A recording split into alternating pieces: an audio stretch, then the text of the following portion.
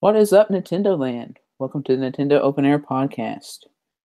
Oh, every time it rains pennies from heaven. That lyrical phrase has never been more true to Nintendo fans than now. As you know, MyNintendo has been promising Switch rewards since long before the console's launch, and fans everywhere have been hoping for something nice to spend those soon expiring gold coins on. Well, early March has finally arrived in MyNintendo, and what we got is not exactly gold. Tonight, we'll bring you all the latest details, our opinions, and most likely, our Nintendo wrath. So stick around, it's going to be a good one. Before we begin, as always, let me introduce our panel tonight. We have our circle of friends, as you might say. It's just the three wise men. We've got Mo, Z, and of course, I'm your host, Jason. So we're going to start out tonight with a sort of update from last week. And that is the Switch anniversary finally rolled around. And as it did, it also rolled our playtime clean off to where it says played X days ago. I think, Mo, you were probably the first one to actually notice this. Yeah, it's very, very boo-hoo.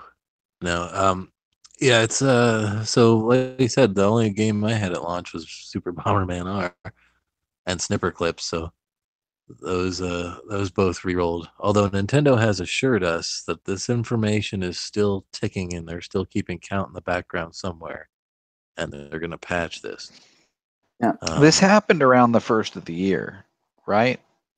Well, what was happening around the first of the year was if you had played a game like, if you had just recently had a game for Christmas, it was showing you the hours earlier because it assumed that you had played it for more than 10 days. Oh, Like if that's you right. had That's played, right. yeah, That's right. It was because if it you was were a after whole the new first of the year. year. Yeah. Yeah, that's right. So this feels very related though. Yeah. They should have seen this Something coming. to do with years and something to do with years and dates that the Switch can't quite comprehend properly. They really went for simplistic or minimalist, and apparently they went a little too simplistic in that regard. Yeah. I like as you pointed out before, Z, that apparently they didn't learn their lesson in 1999. Yeah, I mean, as somebody who was doing IT work at that time, like that was the biggest deal ever. Like nobody who lived through that period, in any sort of technical capacity will ever I never, like, even on my notes to myself at work, I don't write any date without the year in it ever. And almost always the whole year. Like I still haven't gone back to just putting the last two digits of the year. So for them to just not put a year, I don't know. It seems like that's such an amateur mistake for a coder. Like that just doesn't seem. I don't know that it kind of is surprise. It's very surprising to me, right? That just isn't the kind of mistake you expect them to make, especially like when it popped up at the first of the year. You thought they would have gone back, reviewed their code, and already put a patch out before this occurred. You know what I mean? Like they were And tipped the off to 3DS this and at the Wii first of the U year. do it so well. Yeah, this has never been a problem so before. well.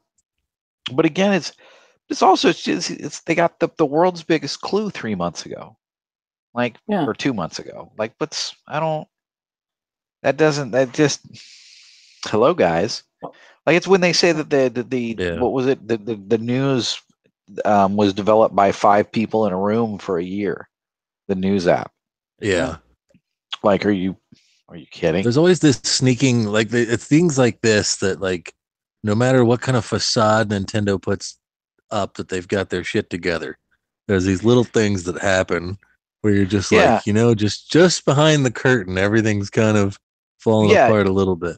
Not even a little bit. Like, no, like if you didn't, like, like they put out this fancy piece of hardware. Wow. That must have come. How the hell that happened, I don't know. They really, spent some time with their hardware partners. But I have a feeling, that if you were to pull behind part of the reason that no information comes out of Nintendo is that you were to peek behind the curtain, or pull back the curtain, take your pick. that you would see a disaster, like the whole, the anecdote about sausage being made. I would imagine seeing the inner workings of Nintendo, you'd be like, how the hell has this place been in business more than 6 months? They might actually have hamsters in the server room. Yeah, running on little wheels. Right? It's just, exactly. Like little things like this belie, like, what the hell is going on over there, guys? And again, this is another reason to seriously worry about whatever's coming up for the online service. Yep. I just don't all the phone games have been kind of not well. Okay, they're not a mess, right? They're not buggy. They just suck. Fire Emblem accepted. I know that we have several Fire Emblem fans among the circle, but that is also intelligent systems in Nintendo. So that's just like with Pokemon Go. That's not just Nintendo. If they have a partner. It's more them licensing out the IP and not really having much to do with the actual development. Yeah, okay. Fair enough. But that could be the same with their other titles and that DNA too. You don't know how much. And that seems to be part of the new Nintendo. Like Zelda and Mario, well, even that they'll farm out a Zelda. Like, right? They didn't Capcom make the Minish Cap? Who made the Minish Cap? It wasn't Nintendo. Or was it Camelot? Camelot? Yeah, maybe it was Camelot.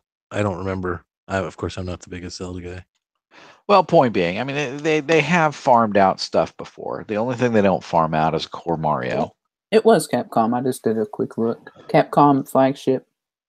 Yeah, Minish Cap was Capcom's. Therefore, the fact that I haven't played it doesn't make me feel so bad, having not played a core Zelda game. I didn't play either of the Oracles either. Weren't those developed by a third party? I think so.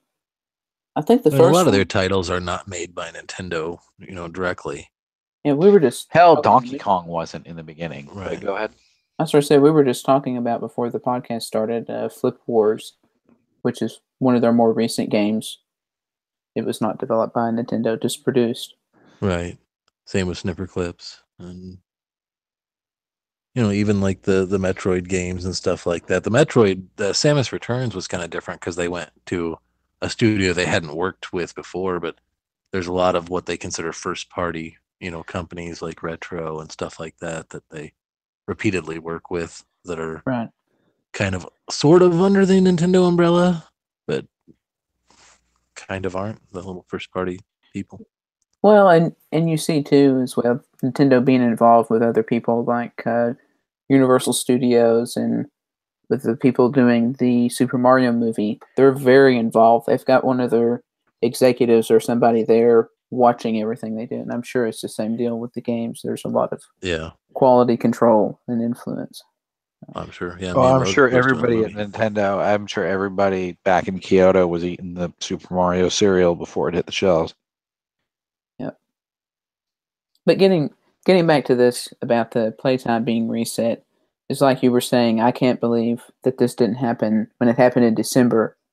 Whoever was responsible for this in the Switch development, their boss wasn't breathing down their neck. Why did this happen? Fix it now. Yeah, like in my company, if something were to happen like that, or any company that I deal with, it would be like there would be meetings, there would be long nights for the dev team.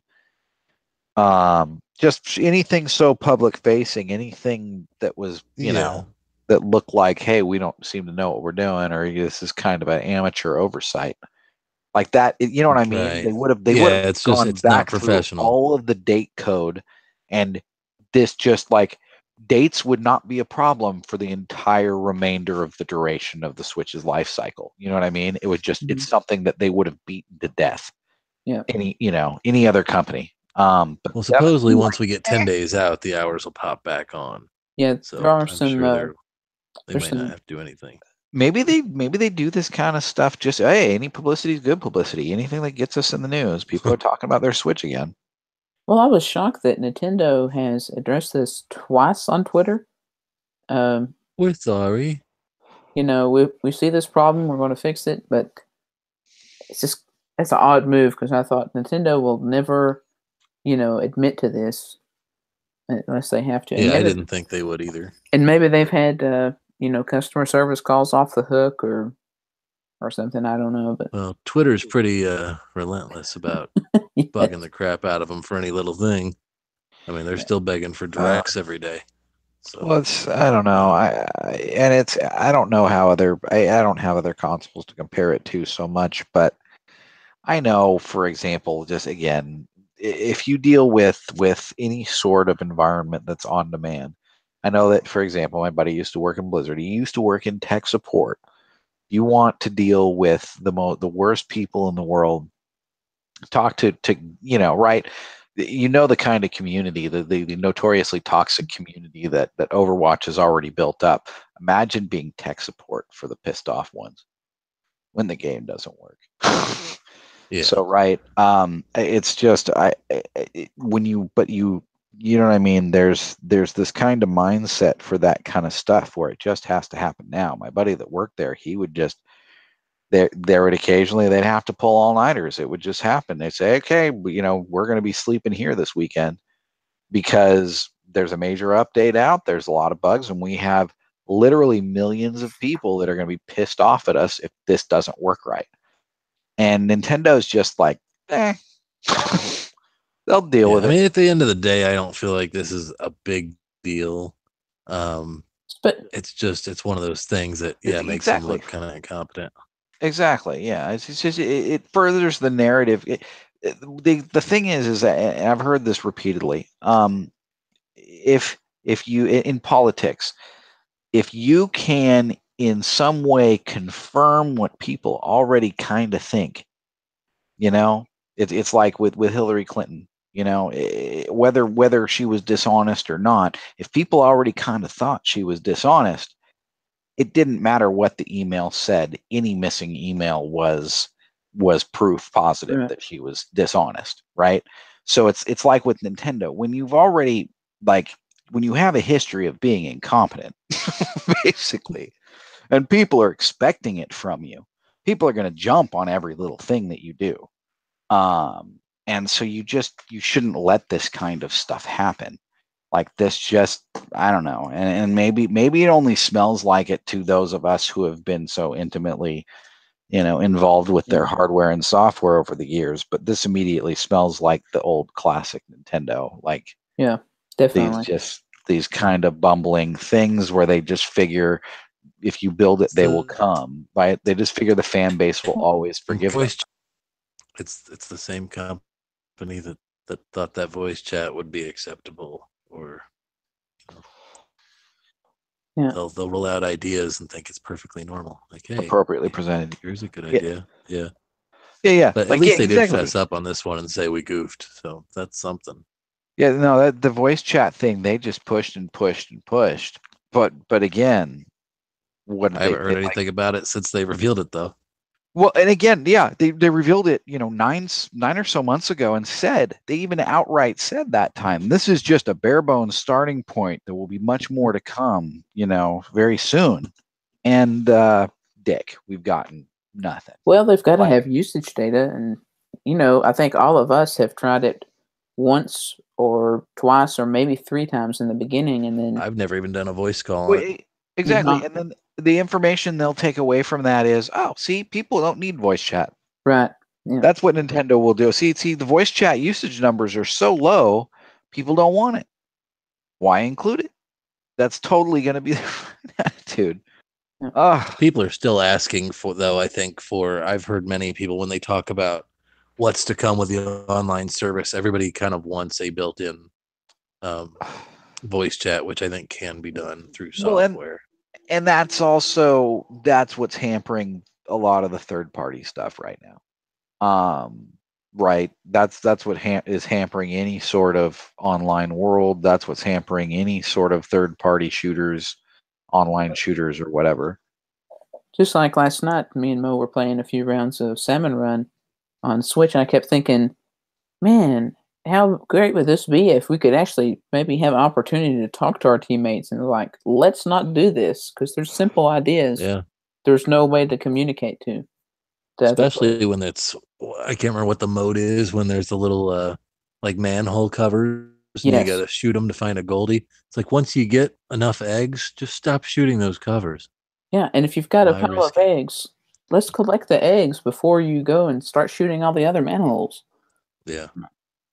That's exactly the same point I was thinking. It's just, Yeah, it'd be nice if you could coordinate a little bit with some stuff like that.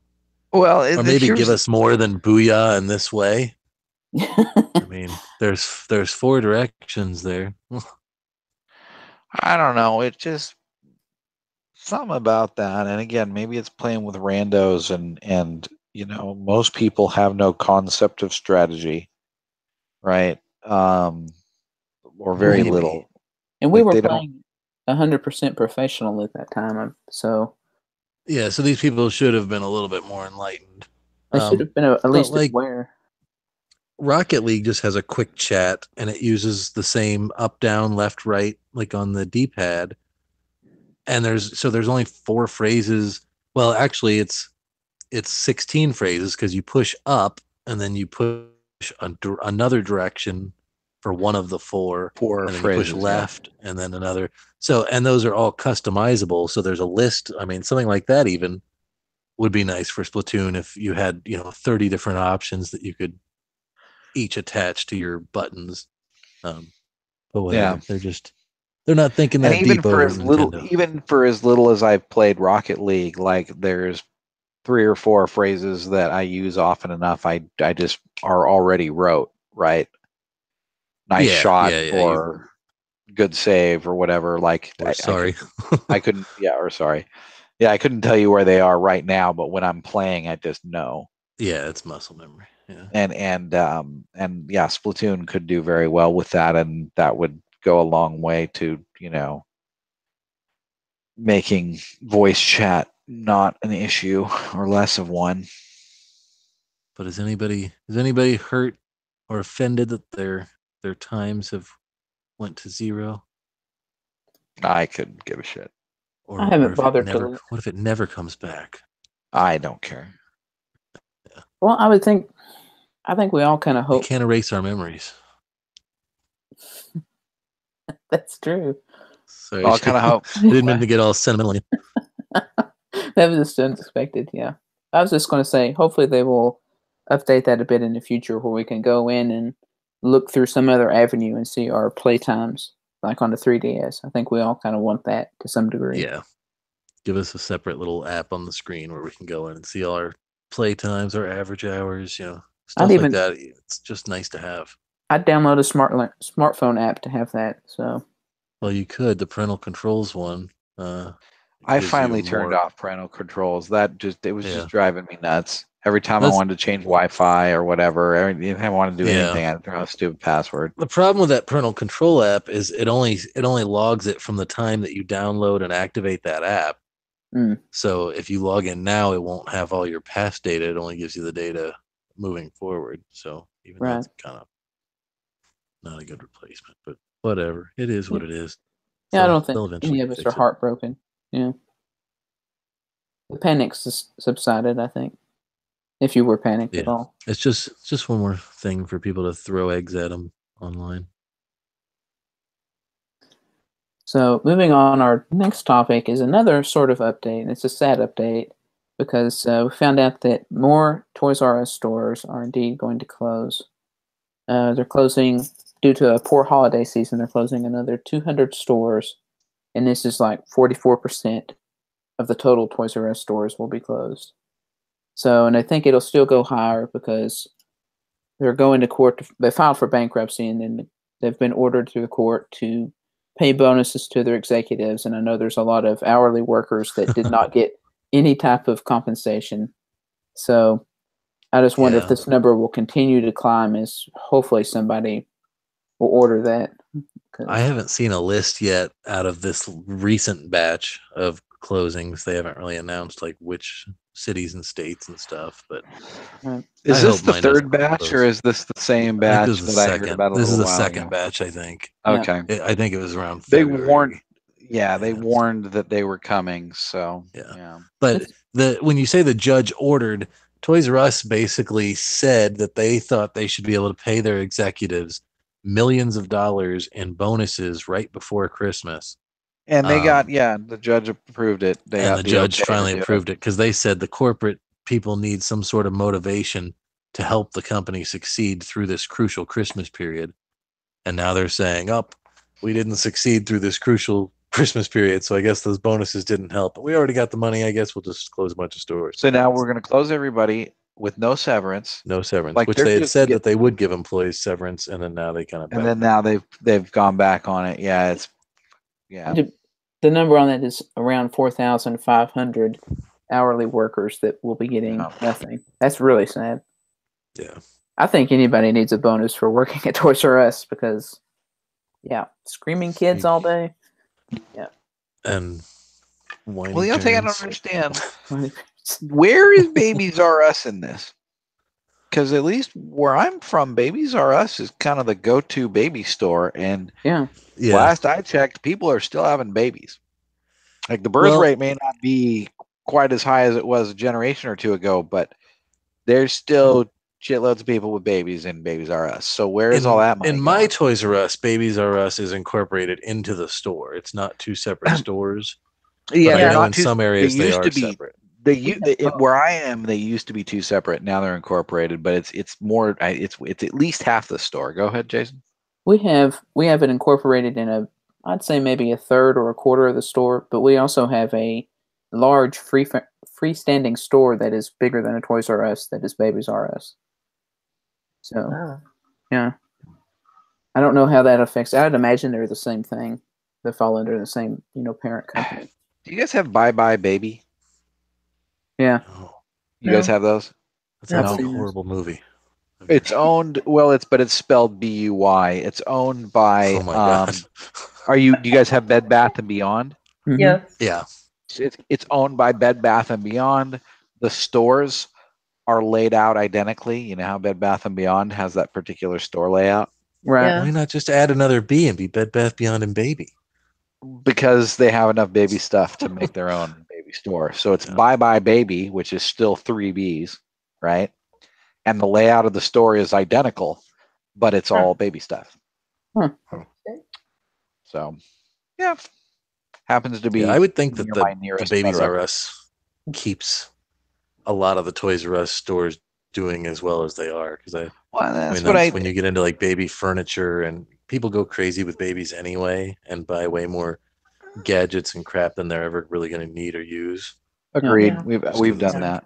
Yeah. But then there's also like, here's what I look at is I do know that the Babies R Us, Toys R Us stores around here are like the largest store around. They're at least as big as a Best Buy.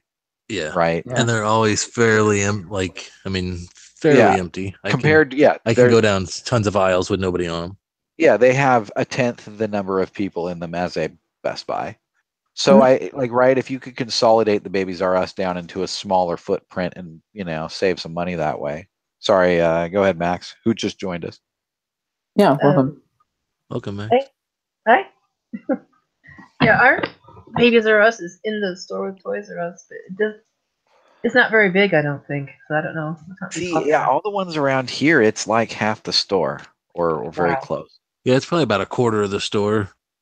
Like when you walk in, the left side is basically Babies R Us, and then the other 75% of the store is all kinds of stuff. But it's like, yeah, I mean, even if you look at just like their bicycle section, like, they've got an entire wall of kids' bikes and the Power Wheels and all this stuff that it's like, I had mentioned when we talked about the last batch of closing, like Toys R Us's problem is, unfortunately, although it's got the best selection, they carry way too much selection.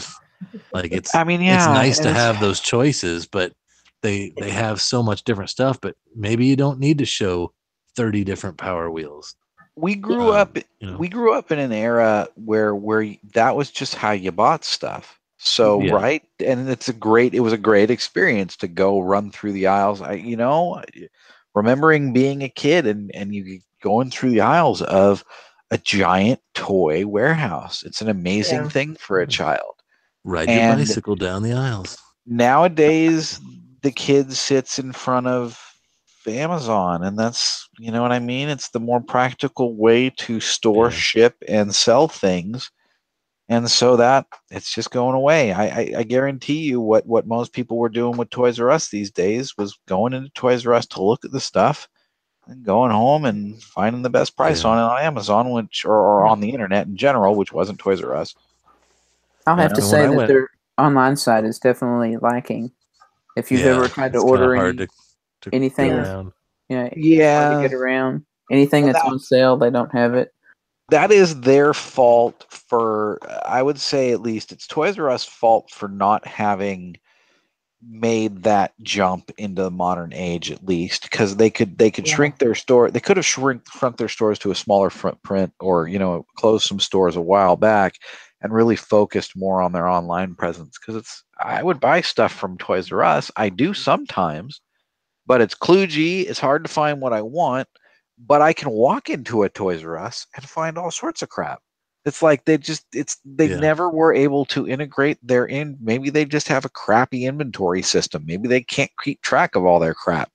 But it's like they never seem to integrate their store's inventory system into the online thing and make that really work. It was always so limited. And you do see stuff there too that you don't see other places. Like that's part of their problem is you'll see different things. By the way, I was in Toys R Us not too long ago, and their amiibo section looks horrible now. It was like an empty wall that had like 20 Ryus and maybe 5 Animal Crossing left. But I'm guessing that maybe they've gotten smart about amiibo and not been restocking those as much. But I was going to bring that up. To bring that to a Nintendo perspective, you go into a Target or a Walmart or even a Best Buy, and you have a small aisle, and part of the aisle is amiibo. You go to Toys R Us, there's a long aisle that is covered with amiibo. So I mean, well, like you said, that's their problem. Is that it's so awesome to go there because it's like a catalog. You go in there and there's everything. Yeah.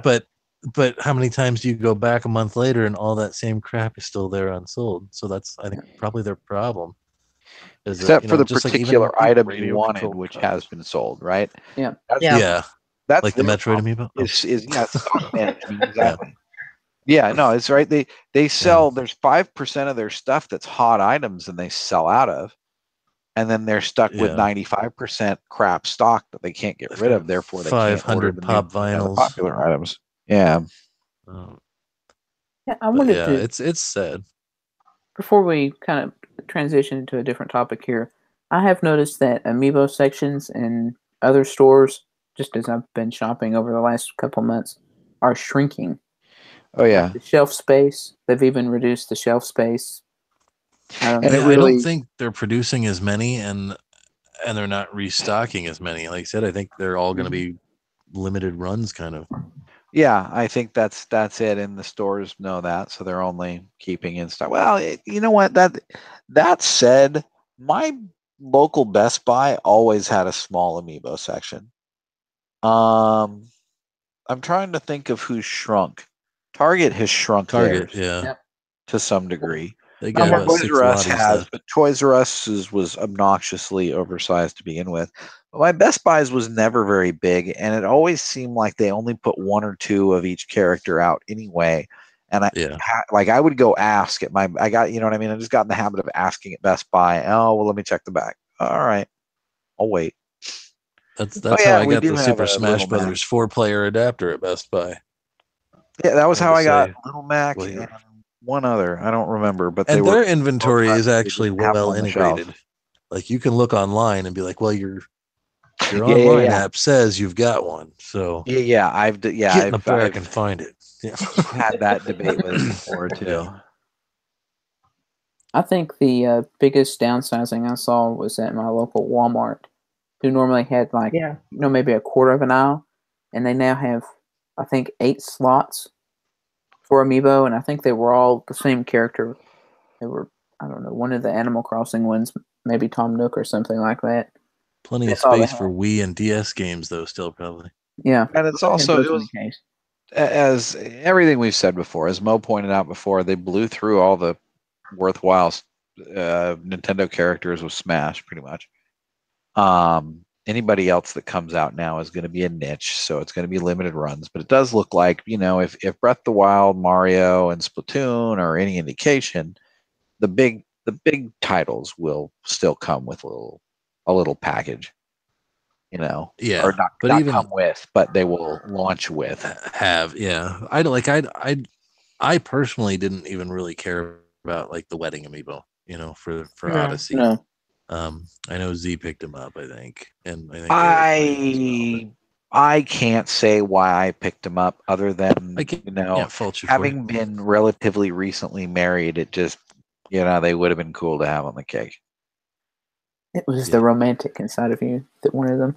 When you guys renew your vows, you've got those. I don't know. Probably, though I knew the wife would think they were cute. Like, that's something I do. Every time I get an amiibo, I open it in front of her, and show it to her, and she's like, "Oh, cute." It's a thing. So yeah, that was part of the reason I bought the wedding amiibo. All right. Not to Before kill we- the conversation with that. Before we get lost into Amiibo land, so another one of the things that's come out recently on Switch is Payday 2. In fact, it came out just February 27th, and there's been a campaign. I know it's kind of been dropped on the show a couple of times, but we've never really discussed it, and that is Do Not Buy Payday 2 on Switch. Yeah, it's like a year out, right? Yep. There's definitely is running an older version. People have had access to the game and played it. And they've went back and forth many times with Starbreeze saying, this Starbreeze is, the newest version. And it's like, no, it's a couple back. Well, and the weird thing is, from what I understand, it's almost like a mixed version, because there's some things that they've fixed in later versions that are fixed in the Switch one. But then there's some other things that haven't been updated from older versions. So yeah, it's almost like it's a custom version just for Switch, but it's not the most up to date. It's a custom patch. Yeah. So it's probably a case of like they started with an older version that they were working on. They were working on for Switch. Development took longer than expected, and it might also be a case of like, I know from the IT world, there are certain clients I work with where we will build a dev server with whatever version of the software. And it just depends on the client if their policy is like this or not. But some of them, it's really annoying. If we build out a dev server on whatever version, whatever patch, whatever, and we don't build their actual live system, by dev, I mean, it's like the test version, right? We don't build their live system maybe 6-9 months down the road. Well, there's been several patches out with bug fixes, all sorts of stuff. There's been all sorts of updates to the software since we built your test server 6 months ago. Doesn't matter. That is the version we certified on. That is the version we will be on for the next 5 years or whatever. Doesn't matter if there is a game-breaking bug fix. I mean, they'll review with paperwork or whatever, but it's you know what I mean? It's a huge deal. And I'm wondering if this is a similar type situation where they were just stuck on that version for some reason. But go ahead. Well, Starbreeze has come out and said that the current build is based on what was submitted. So that was kind of their defense. But they were claiming in the beginning, if you want to know the updates, it was update 147, but it's technically 117 is what they're showing. So. It also maybe, which is crazy that there's been that many. Yeah. Like they were just afraid to throw any more bumps at it, Like they're like, we know this one works. We don't want to screw with anything. It's already taking too long. Whatever. Got to fit on that smaller cartridge. Anything that was a real breaking, that was a real major bug, we fixed those, but it probably doesn't have all the fancy, other cosmetic updates and other goodies. Yeah, I think that's what it was. I don't think anything was like major game breaking stuff. Like I've not heard people complain about performance so much. I've only got one friend who's got Payday 2 and has been playing it, and she did post a screenshot, I think last night, of her stuck in an area that was like stuck in a wall that she like fell down a hole, but it didn't kill her. so she was just stuck and couldn't do anything, and I think had to reset. But you'll have those in other games too. That is what it is, and that's any early launch games. I'll give that a pass, but I will. What I won't give a pass is I'm 99% positive. I'd have to go back and figure it out, but I'm 99% positive I got Payday 2 for free like a year or two ago. Because every once in a while, Steam will do a deal where, hey, this game is just free for the next 24 hours or 48 hours, or Steam or Humble Bundle or one of the other, various sites that has Steam deals. So if I didn't get it for free, I definitely, got it as part of a dollar bundle or something, because it's not something I ever would have paid for by choice. And nothing against it. It's just, there's enough 4-player co-op shooter type games, and I always seem to be late to the party with those, and it's a frustrating experience for all people involved when that's the case, right? Right. Kind of like dropping into Rocket League and not, turning off the Switch only. Yeah, but I mean, Switch is going to be late to the game on everything, and Nintendo players haven't had options like this, so I don't know how it's doing sale. I think it was in the best sellers, but it was like the very last slot. If we all randomly were to pick up Payday 2, oh yeah, totally. I'd go do some 4-player bank robber missions or whatever. Sounds like a good time, but I just that's so rarely my situation these days. If you're in college or you have that kind of social circle, but we are aging gamers. I am, at least at this point, with the wife and kid and whatever. The best I can do is 2-player with the wife, or some kind of online something or other. So I don't have the time or the patience. Well, more a case of people wouldn't have the patience with me for an online co-op game, so I just don't have the time to devote it to get good. So this kind of rolls right in. We've already started talking about shooters, and of course, our favorite shooter is Splatoon 2. And we've had some pretty big updates recently. I was rather surprised. If anyone checked the latest patch notes, they're pretty lengthy, and they fixed a lot of issues, like with Salmon Run, and different glitches have been patched now. So it seems like they've done some major work. And of course, they always patch stuff I don't know about. Yeah, there's somebody who knows about it. But that's good. Yeah. Right. I will at least point to Splatoon for that kind of thing, with a patch cycle and the detailed patch notes, and it's done well. It's done properly. That's not to say that many other games don't do it just as well or better, but it's done well. They should be commended, and all their games should be, all their games should be patched, and the patching should be handled similarly, I think. Yeah. But it is what it is. I haven't actually looked through the patch notes. I assume it's lots of balancing and various. Nerfs and buffs, but then there's weird areas where they stop something, or if you were jumping while firing this, sometimes it wouldn't register a hit, and now it does, or weird stuff weird you just little never quirks knew about. Yeah. That you didn't notice. Yeah, that only probably the super hardcores were like right when people looking for it. When you, me, or Jason are like, man, I know I was pounding on that guy and he just didn't die, we just dismiss it as, what are we talking about here? Whatever. But when a super hardcore does it, they're like, no, they're calling Nintendo, dude. There's something wrong here. I noticed when I jump, I'm not killing people quite as milliseconds more slowly than if I'm not jumping. I'm not getting a hit in there somewhere. I know it. Yeah. And I know when the mall was removed from rotation, that's one of my favorites. But when Luigi's balloons came over, that they fixed a bunch of glitches with Odyssey too. So sometimes they do that. It's like Splatoon's like, hey, we're bringing a new weapon, and also we fixed all this other crap. Yeah, they call it a feature pack in my business. But go ahead. They did add a new arena or a new map recently, and that was Gobi Arena, which I think, sadly, Mo's the only one that's played on it. Like I said, it felt pretty generic to me. A lot of individual things that you can jump on top of that one or two people might be able to stand on at a time. It was fun. I mean, it was fine. It's good. Any arena is fine. It's just some of them feel more just like a room, like the supermarket one to me felt like it was just like in a room, like in a warehouse. Yeah. Yeah. Where some of them feel a little bit bigger and out in the open, even if they're not. I think that's been the feel for Splatoon 2 from the beginning.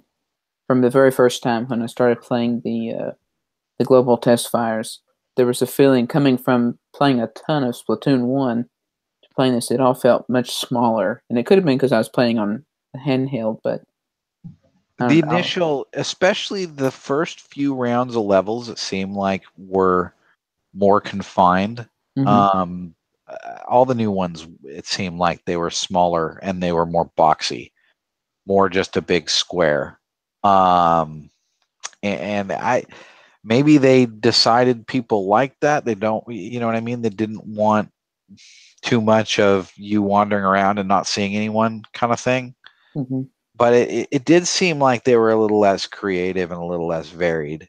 They don't have as much verticality too. Like, we talked about that one level that I can't remember the name of right now that had all the buildings that you would go up in the first Flounder Heights. Yeah, or even what's the other one that they added the rails to? That's like basically just long zigzags of roads. Like the verticality adds something to it, Mm-hmm. and a lot of these levels don't have. There's no spot where you're swimming up a building for 30 seconds. Like, well, and that's because you're on the ground. That's a core component of the strategy is the wall climbing and all that stuff, and having to paint the wall before you can climb it. Snapped off on the way up. I think we've all had that. Fairly enough, yeah. Also, I noticed I was watching just skipping through old videos, and I noticed something I've never seen with the rails on I think it's Flounder Heights, right? Is the two towers, the zigzags, and they added the two rails at the bottom. No, I don't remember which one that one is. Okay, well, whichever one that one is, you guys know the one I'm talking about. Everyone should. The two very tall zigzaggy tower ones with the trough in the middle, the whatever you call that area, the death zone, where they put those two rails. This is vintage Nintendo Open Air podcast. I know. Try to think of the name of Splatoon worlds. Yeah, the Splatoon level. Moray Towers. Yeah, Moray Towers. That is the one, yeah. How we forget this is beyond me. Because I never pay attention to the names. I just know. I don't either. When I see it, yeah. But right, they added those two rails at the bottom, and I saw an old the original promo video, and it shows people like jumping in and out of those rails and doing all this aerial combat, and like I've never seen that. People never use those. I see some people that occasionally do it, or they'll go back and forth on the rail, but most of the time people just ignore them. They use it to sneak up, or you know what I mean? There's or they'll shoot them to make you think that they're going on the rail, and then they walk around. They'll use the rail. There's certain rails that they'll use, like they use that rail to get up to the sniper position, of course. But those two rails at the bottom, they seem to think that would add so much to the battle going on down in there in the death zone. But like I don't know why they would have thought that when as soon as you get in those things you're a sniper target. Like nobody plays in that. That's like the neutral zone. Nobody goes in there. Yeah. Unless they have to. Using a brush in splat zones. Yeah, it can be helpful. You can jump off. Well, yeah, and splat zones or something like that. You can jump off in zones, sure. But most of the time, no. You'll use the rail, yeah. And tower control, maybe. Or are they even there in tower control? Meh. Anyway. I don't think but hey, what came first, the chicken or the egg? Yeah, that's the new Splatfest theme. So I think we're going Team Chicken.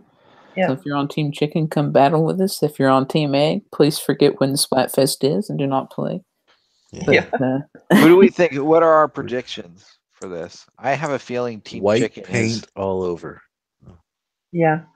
It's white paint versus yellow paint, and we can leave that to your imaginations. The egg is that was The egg's the yellow? Yeah. The egg makes is sense. yellow, the chicken is white, which is the Okay. entire reason I picked chicken. And I was chicken- mayonnaise, and now I'm egg. Are you now I you're will chicken? never You're not chicken. choose white. Yeah, I'm chicken. I'm sorry. Yeah, I Yeah, will never I don't not choose know. the white paint. By your logic, though, egg really should be white, but And then baby Whatever. chicks, like baby chickens, are yellow usually. That's true. Why not use that for yellow? Yeah, I don't know. Mhm. They should have done it whites versus yolks. See, that would have. There you go.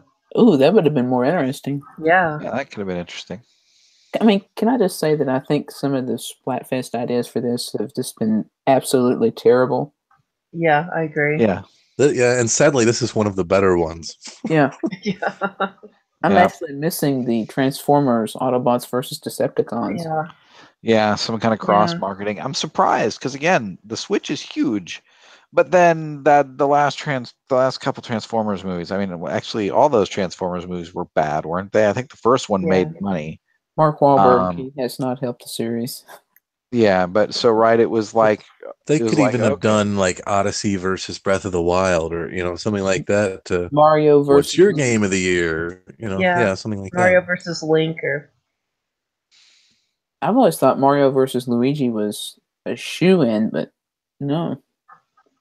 Why don't they tie it into the games that are coming out? You would think, yeah, it That would would be make smart sense. of them. Just marketing, just like Kirby straight up. This, versus DDD. yeah, it's I just was smart Yeah. business to do it. Like, come on, yeah. Yeah, I don't know. And speaking There of that, hasn't been any sponsored ones in the U.S. this round or this No. time. Mm-mm. And it's not that I necessarily want our corporate overlords giving us sponsored Splatfest. It's just like I don't want lame ones. Yeah, Yeah. they just need somebody that's got a little bit of creativity to choose these. yeah. I I mean, do- UK had warm breakfast versus cold breakfast, Yeah. And then or toilet pickles. paper roll up or down, or Pickles on or Gurk off the ins or burger. Gurk out. Yeah. I thought that was probably the worst one. Japan just had dumpling versus flour, which, as Max had brought to my attention, is some sort of beautiful philosophical thing that probably sounds much worse in English than in Japanese. We understand now, right? They're trying to market to a more adult audience these days. Sex with the lights on or off, right? Oh, I don't think No. they'd ever do that. No. Preparation I hope H not. versus Ginger cream. yeah. Bloody toilet paper. Dentures in, dentures out. I don't think that's gonna work, Max. I don't know if they won't go away. Just seal her shut. But there is one very exciting thing to Splatfest, or at least we hope it will be, and that is seeing the latest Shifty Station. I Yeah. do look forward to those. That is a neat little gimmick they've added. I do like that. And when can we get cannons in the main game? Man, those cannons were... Yeah, was like that was almost fun. like- A map with Yeah. cannons would be pretty awesome. Yeah. the I do last like one- that they are starting to incorporate stuff like that into Shifty Station. Because that Yep, was I think- almost... Oh, sorry, go ahead. Oh, it makes it a lot more interesting. It almost made it like a ranked mode, because it was all about getting control of those cannons or protecting your person in the cannon. It added Could one. cannon control be coming? Oh. I would play it.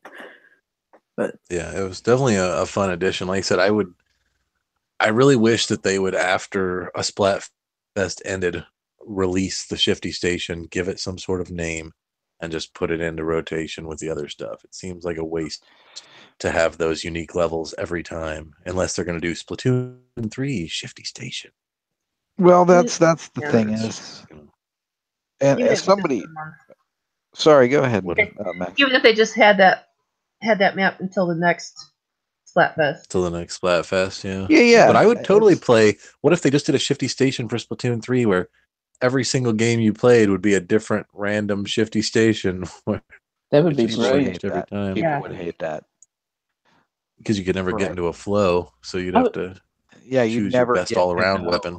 Yeah, you'd never know a particular map, whatever. It would kill a lot of strategy if it was always random. You know how they have the 2-map rotation? Rather than putting Shifty Station as one of the map rotations, just have it be randomly appeared. You I know, think- get some funky music, and then boom, you're playing a Did you round of mention Shifty that? Station. Was it you that mentioned that before? Because I think that's a genius idea. Somebody mentioned that before. I think it was you, Jason. That Just just have it randomly spawn. while you're playing Turf War, once an hour or something, it's all of a sudden, bing, there's some random, it's this magical mystery music, and hey, you got the mystery level, and it's just a random Shifty Station for one round only, or whatever. Yeah, or for a 15-minute period. Or for or whatever, however you do it for 2 or 3 times or whatever, and it only comes up, say, once an hour or one, just random, so many times a day. Yeah, I mean, they could even do it like a Grisco, where it's between hours of this and this, we're gonna have Shifty Stations as the levels. And Yeah, what would yeah. be what would be? Well, I even think it'd be a better- neat idea just to have it just as random. You're just playing these 2 levels on, or 2 or 3 levels. What is it? 2 levels or 3 levels in a regular Turf 2. War rotation these days? Okay, so you're playing these 2 levels, but just every once in a while, bam, you get a random Shifty Station thrown into the mix. But sorry, so I interrupt somebody. I think that would be great. Yeah, that would be great. Mm-hmm. And I'd also like to see them incorporate the Grisco weapons, which have Some not of those are been- OP.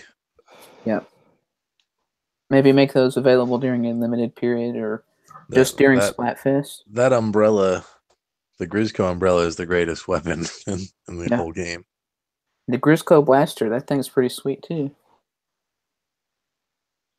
But anyway, Splatoon, it's great. Yeah. All right. So since we're talking about updates, we have had, of course, the next big update was on Super Mario Odyssey. And recently, Game Informer had an interview with our good old friend, the android Koizumi. And he says, this is a quote, if there was a really cool idea for us to do, then we would certainly be thinking about DLC. So he's talking about doing more DLC if something came up. So what do you guys think? Yeah, I think Galaxy it was in the World. context Galaxy of them Kingdom. asking him Yeah, there's somebody asking. if he would want to do more DLC, and I think he had said as part of that quote that they weren't really looking at doing any DLC at this time, but Galaxy. if they had a really cool idea, Or does Galaxy 3? But Galaxy Kingdom would make a good DLC, right? They could do a whole new level that's just Galaxy style levels. Yeah. We might as well do Area. Sunshine as well. Ooh, that'd be a neat combo. Do a Sunshine and a Galaxy like Kingdom each. That'd be fun. Yeah. make it like Smash Brothers or Mario Kart, where they just start bringing back old worlds. Well, they did. They already brought Peach World back, right? Peach's Castle. Yep. So, As far as we know. Yeah, as far We as you don't guys know. Yeah, I know. Oh, that was kind of cold. I'm still on Bowser. I got bored. Got caught up with Other M and other oldies. Yeah, I put way more time into it than I ever thought I would. For somebody, I mean, I still don't think it's the greatest thing ever, but You have I got that bug. You have blown my mind. For I guess no one would know this, but Mo has been slowly 100% completing Odyssey, and he is 100% in every way, fashion, and form. Including hours. How many hours? Oh, I don't know. I'm over 100 now. But yeah, I went ahead and 100%ed Luigi's Balloon World as well, which is just basically getting to level 50. So That's this is somebody who is like, ugh, at this game. Yeah. which I'm still not super impressed with it, but you put it away. I set it away for a good 6 months. It seems like, or well, it hasn't even been out 6 months, has it? No, it's only been out. You put it away for 2 or 3 months though. Yeah, I mean, I played it, I beat it, and then I didn't own it. I had rented it, so I played it, and then I bought it a few months later. This is the other one. Yeah, that's the other rental one. Mario and Zelda. Yeah. Dude, that you're like, And really, it's only, and this one was only Screw you. because, my I daughter guess I'll enjoyed it rent when I had because rented it. So. everybody says I need to check this out, so I'll rent this Zelda crap. Yeah, which I have not traditionally been a fan. Well, I've never been a fan of Zelda. I've always wanted to, but didn't. And then Mario, I've never really liked the 3D Marios. So I have tried to be a Zelda fan. So many Zelda games. Yeah. Skyward Sword was the closest I got. Since the first two. And Yeah, I'd you've like got to the point Zelda out, 3DS. Yeah, I mean, you know what I mean? That was the thing though, is the first two games sustained me through Ocarina of Time, which I respected. It's again, the Zelda games, it's kind of like the Beatles. I respect the Beatles. I don't necessarily listen to the Beatles. I like the Beatles. I have some Beatles on my favorites list or whatever, but it's not, you know what I mean? I don't sit and listen to the Beatles, but I very much respect them. And that was kind of how I felt about the Zelda games. Like, I knew that they have this following and people worship Ocarina of Time. Great. I got halfway through it and got bored. I tried it again on the 3DS and same thing. And I've done that. I did that in Twilight Princess. I did that in Wind Waker. I got about 20 minutes in, but that was the HD version on the Wii U, and I'd gotten it for free. Skyward Sword was closest I got, and I got 2/3 of the way. Ugh. But all of a sudden, for some reason, they did a bang up job on that 3DS one. I don't know what it was, but I did play through all of that and thoroughly enjoyed it in a way that I just never did on the Super Nintendo. Go ahead. I was going to say about 3DS one, just to clarify, you do not mean Triforce Heroes. Oh, yeah, we were just talking about that. Like, Jason, you and I both are guilty of like talking people into buying that, aren't we? Or talking people into playing it. I don't know. I asked people to play it, I guess, and I do feel ashamed that I ever asked anyone to play that. I do too. I hadn't realized that buddy of mine that worked at Blizzard, like, that no longer plays video games. He has sworn off video games. That was the last thing I talked him into buying and playing. Oh man, what a game to go out on! I still haven't seen any Cheerleader Link cosplay yet. If you go to my go-to Zelda I already said it. My go-to like Zelda site is this Zelda Dungeon I think it's .com, I think it's ZeldaDungeon.net. And they have a little banner across the top, and they list all the Zelda games except for like the crappy 3DO spin-offs, which as far as I'm concerned, don't count.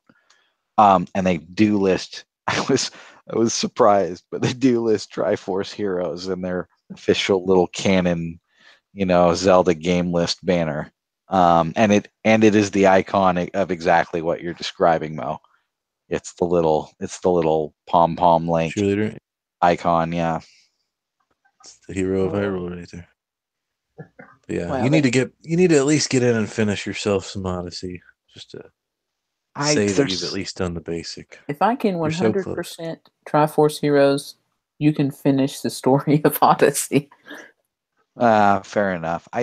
There's something about my stubborn nature that like kind of relishes the fact that I'm stopped at Bowser and just refusing to do it. But are you really at Bowser? I mean, I went through the tunnel.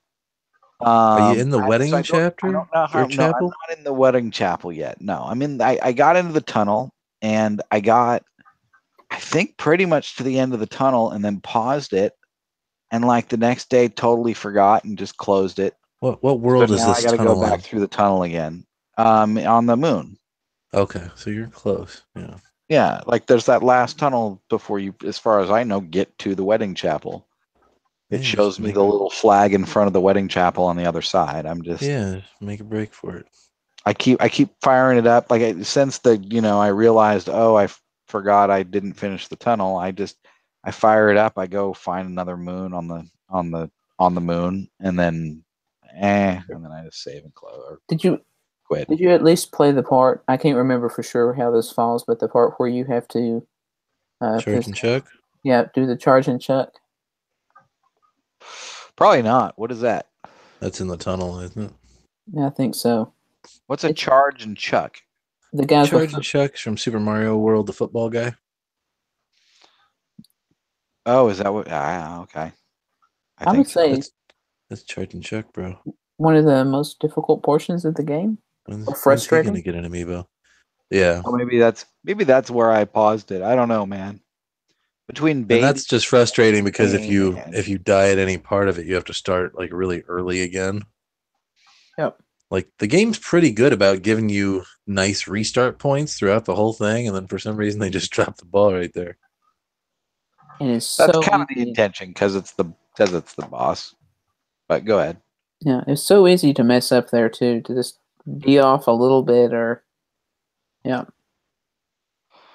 All right. Well, I obviously have my work cut out for me. I will. You can do it. I've been running around picking up classics, man. I picked up just to rattle off the stuff I've gathered up lately. Just because it was the Wii eShop. I'll bring it back up closing because you can only put money on it for a couple more weeks, folks. So that kind of motivated me to go grab a few things like Gradius 3 and Gradius 2, both of which are on the Wii eShop and nowhere else. Yeah, if you haven't checked out a list, I would just say that as a recommendation. Go look up a list of games that will no longer be available after the Wii shop closes. Games that are only available currently, only available for download on the Wii shop. There are a surprising number of good things. Yeah, there's hundreds of them, and I think you've only got till the end of this month. Well, there used to be hundreds. There used to be hundreds. I don't know that there really are anymore because, as we were talking earlier, there are a lot of things now that have gradually disappeared off the eShop already. Like I said, if you're interested in a mediocre Contra game and a mediocre Gradius game, there are WiiWare versions of both. Yeah, I passed on those. They're not bad. They're okay. The Super Star Wars trilogy I grabbed. Rondo, which you had to buy individually. It wasn't an actual trilogy. You had to buy each individual. Yeah, you had to buy each one for $8 a piece. Games, yeah, for no gold coins. You probably could have got the actual cartridges for that. Yeah, no, I googled around. They were a little more. Okay. And honestly, and just to talk about it, the Wii U, since it is still around the 1 year anniversary of the Switch, and it's the old Wii U. I'm still filling it up now with all this old stuff, and I still want this thing to be kind of my ultimate virtual console because I don't believe they're going to let us transfer this stuff to the Switch. So I'm still grabbing a lot of things on it, like Super Castlevania 4 for some reason. Picked up an extra classic random Donkey Kong and an extra random. I finally just grabbed Zero Mission to complete the set because it was the only one I didn't have. And yeah, some other random odds and ends I've been grabbing like that. And yeah, Chrono Trigger and the original Metal Gear Solid I picked up on the PS3. I'm just on a kick right now. So it's really because I'm just stalling on Odyssey. Well, you'll never play any of these games either. I'll play through the intros. Like I've played through the intros of so many games, like the first 5, 10, 15 minutes, and then never gone back. Great ones. And it's like, wow, that intro was amazing. Yeah. Speaking like Far Cry 2, like the first 10 minutes of Far Cry 2 is the most amazing first 10 minutes I've ever played of a game, but I've never played any more of it. Sorry, go ahead, Jason. I was going to say, speaking of life-changing games that you've only played the intro to. Mega Man 2. No, I think that he must be talking about Kirby Star Allies. No, that was definitely what I was leading up to. That could be. That certainly is a life-altering experience. We forced Steve to play the demo at least through the first part before the podcast began. Yeah, so right before the podcast, they made me download the stupid thing and play it. Mandatory. And I will never forgive them about it. Because it's terrible. Amazing. If you follow Nintendo on Twitter, you no doubt are aware that this game is coming out. Yeah. If you haven't picked up the clues, the giant Kirby's, yes, it is happening. Max, you didn't bother, right? I downloaded it, but I haven't had a chance to try it yet. I'm really looking forward to it. Maybe not. I don't know. It's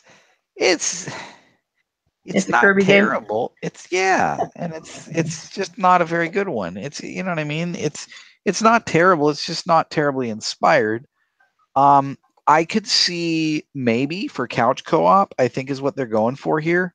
Mm-hmm. Right? If you've got a bunch of kids together that want to sit down and play 4-player Kirby game, and it's right playing through a Kirby game as 4 players, and it does look like they've designed it in such a way that it's not a detriment to have more of them. You know what I mean? Like 4-player Mario is almost always worse than single-player Mario in terms of how well you can do. You can't get as far when you have a bunch of people bouncing all over the screen. This one, It's it so much does fun. seem. It is, but exactly. Did anyone ever play 3D World 4 players? I only ever got to play it, No. just a few times, No. but it really I was think a good 2 is the time. most I ever made. Yeah, just 2, but man, that was fun. Or 2 or 3 or 4, just any multiplayer, and you couldn't do as well. You couldn't, but whatever. That didn't matter. It was a good time.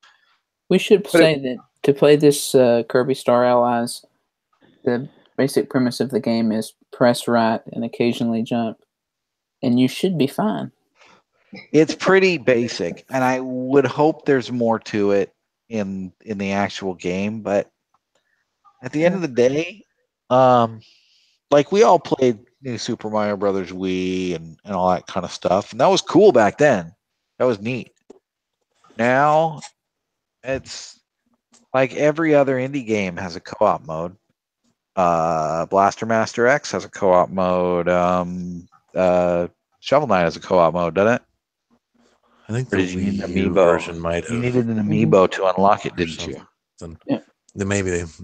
But yeah, every subsequent Kirby game that comes out makes me search my soul for what put Kirby on this tier that he's gotten into as a benchmark of Nintendo characters. And you were make Kirby great again. Was he ever before great? we started the cast, man? You were looking up the numbers, and like the only Kirby game that ever really did good numbers was the first one, right? And they've all been just mediocre or worse. Yeah, since. Dreamland. But the same can be said about Metroid. Like Metroid's never had a big hit either, so maybe it's a niche. Backtrack. Dreamland. Did they split the numbers between Game Boy and NES? I don't think so. I think because those were 2 different games. Okay, so how are they listed in terms of numbers? Because which one did better? The Game Boy one, which was the first game that ever came out, was the Game Boy one. Oh, and so that one did yeah. Oh, so the NES one did not do as well? It didn't do as well as the Game Boy one. Because I remember there was a big. But that was, I think, one of the late NES games too, or later. Well, fair enough. Yeah, because the Game Boy came out 4 years after the NES. And this game, this Kirby as a style of game, is definitely better on a simpler console. I think it's what it's intended for. Very simple, straightforward gameplay. Yeah, it's hard for me to get. I know we have even one of our friends really likes the Kirby series, but yeah, it seems like maybe if you're 7 years old, like I don't know what the proper age is for this game, but it seems like it's a real narrow thing. Like even if you're a teenager, I think Kirby might not be cool enough for you. Well, Kirby, I mean, like just Kirby as a character himself is inherently slow moving, and I find it frustrating. Kirby just can't move very fast unless you're doing. I mean, he can do charge attacks or whatever. And he flies even slower. Yeah, when he flies or jumps, he's just kind of a little slower moving than Mario or whatever. It's just it's easier for new players, kids, young kids to get a grip on. And I get it. And I never really thought about it, but I think you might be right with the smaller screen and Kirby had bigger sprites. Right, the Game Boy, you mentioned the Super Mario Brothers Deluxe on the color Game Boy, right? It's a more zoomed in version. Like I think that's how Kirby levels were as well. So the slower moving controls and whatever just worked better in that format. And just compared to a modern, any platformer since Sonic, basically, right? It just feels slow and clunky. I've said multiple times, I love Kirby's Epic Yarn, which seems to be the least Kirby-like Kirby game. I need to. I bought Triple Deluxe, tried to get into it, couldn't really. Well, Kirby Epic Yarn had some mechanics to it. It was more than just the basic stuff. I think that's why it was. Was the So- Indiana Jones of Kirby games. Yeah, Robobot your very yarn well reviewed, and I could not. The mini games were pretty terrible. I played through them with the wife, and I tried to get into the side scrolling part, and I just it's that slow, sluggish Kirby movement that bothers me. Did you try turning the 3D slider all the way up? Maybe that would have sold you. Yeah, I have my 3D slider glued all the way up, man. All right. I should just do that. But talking about the simpler gameplay and how slow Kirby goes, I think that does add to the frustration. That's a really excellent point. Because as more experienced gamers, we want to fly through these levels, Hold down Not the Especially button. a game like Well, this, you just not want to get it flying. over with. Yeah. Well, true, but I mean, flying through the level, that was the whole thing with Kirby, is if you really want, you can just fly through the level. You don't need Which to do is- much Yeah, anything. it's like having the P-Wing the whole time. Yeah, I mean, and that was the whole premise of Kirby. This was the game for younger players because Super Mario was too hard. Right? Because again, Super Mario was born in the arcades where they were just trying to eat quarters out of you one at a time. So all those games were supposed to be hard, and it took them a while to figure out. Once you bought the thing and brought it home, it didn't need to be so friggin' hard. The fact that it only maybe only had 3 or 4 levels to it was also part of the problem. Yeah, but Yeah. But a side scroller 4-player co-op in this day and age is not a big draw, except to small kids. I don't see this being a big seller. no. Like I don't my know. little nephew that's, my nephew-in-law that's begging his dad for a Switch. I don't know if he got one or not. I think his birthday's coming up. I don't know if he's getting one. This isn't something he's going to buy. I don't know who's going to buy this. Yeah, I wasn't really big on it anyway. I just played the demo because it was there out of duty. Yeah. Any kid that wants a Switch, I only played it because you guys made me, so we could talk about it. But any kid that wants a Switch doesn't want it for this. Wants it for Mario Kart and maybe Zelda, definitely Mario Odyssey, and maybe more stuff like L.A. Noire or Skyrim that they're may or may not be ready for, right? I'm thinking the 10 to 12-year-old kid that's starting to want the more mature games. And outside of the Bloodfest Doom and a few other relatively mature games, I'm trying to think of Skyrim. You play Skyrim, Max? Yep. Is it bloody? Is it gory? It's got beheadings in it. 12-year-olds. Yeah, you have to kill people. So right, it's like Yeah, L.A. Noire is kind of a gritty, murder mystery kind of thing. Like this isn't really the kind of stuff 12-year-olds want. What 12-year-olds want are stuff like Halo and those kind of relatively bloodless shooters. Splatoon maybe, right? My little 12-year-old cousin probably wants Splatoon, but he also wants the Call of Duties and the stuff That was like the genius that, part of aren't Splatoon here. is it was a family-friendly shooter, which they haven't really had before. Yeah, but you got to have the full range. You got to have everything. You got to have Splatoon on one end, Doom on the other, and then everything in between. And Doom's cartoony at the end of the day because it's not people. It's demon monster zombie things. You know what I mean? Nothing is. Yeah. It's blood and guts for the sake of blood and guts in a really kind of goofy, cartoony fashion. And God bless it for that.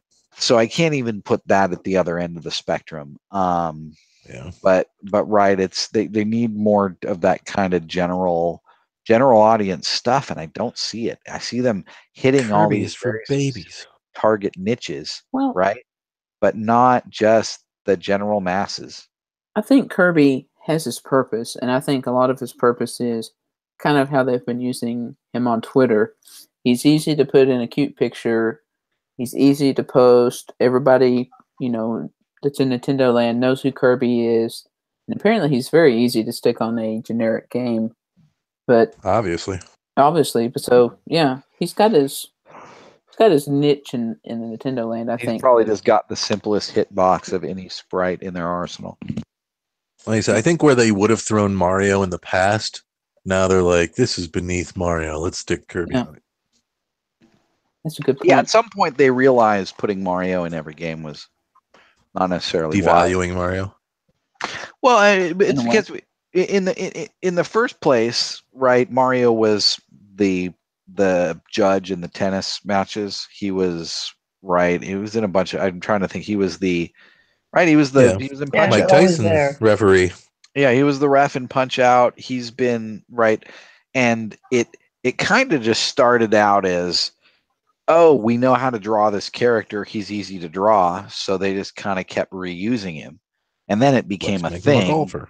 Yeah, and then it became a thing where it's like, okay, well, now there's we have this character. He's popular. Let's kind of spread him around, and now they've decided that's the place of Kirby.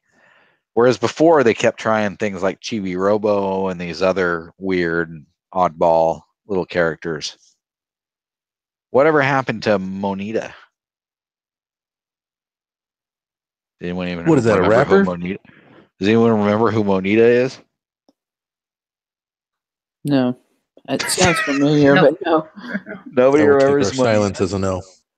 Okay, well that's because I played. That's because multiplayer. That Monita is the little monitor that follows you around in Nintendo Land.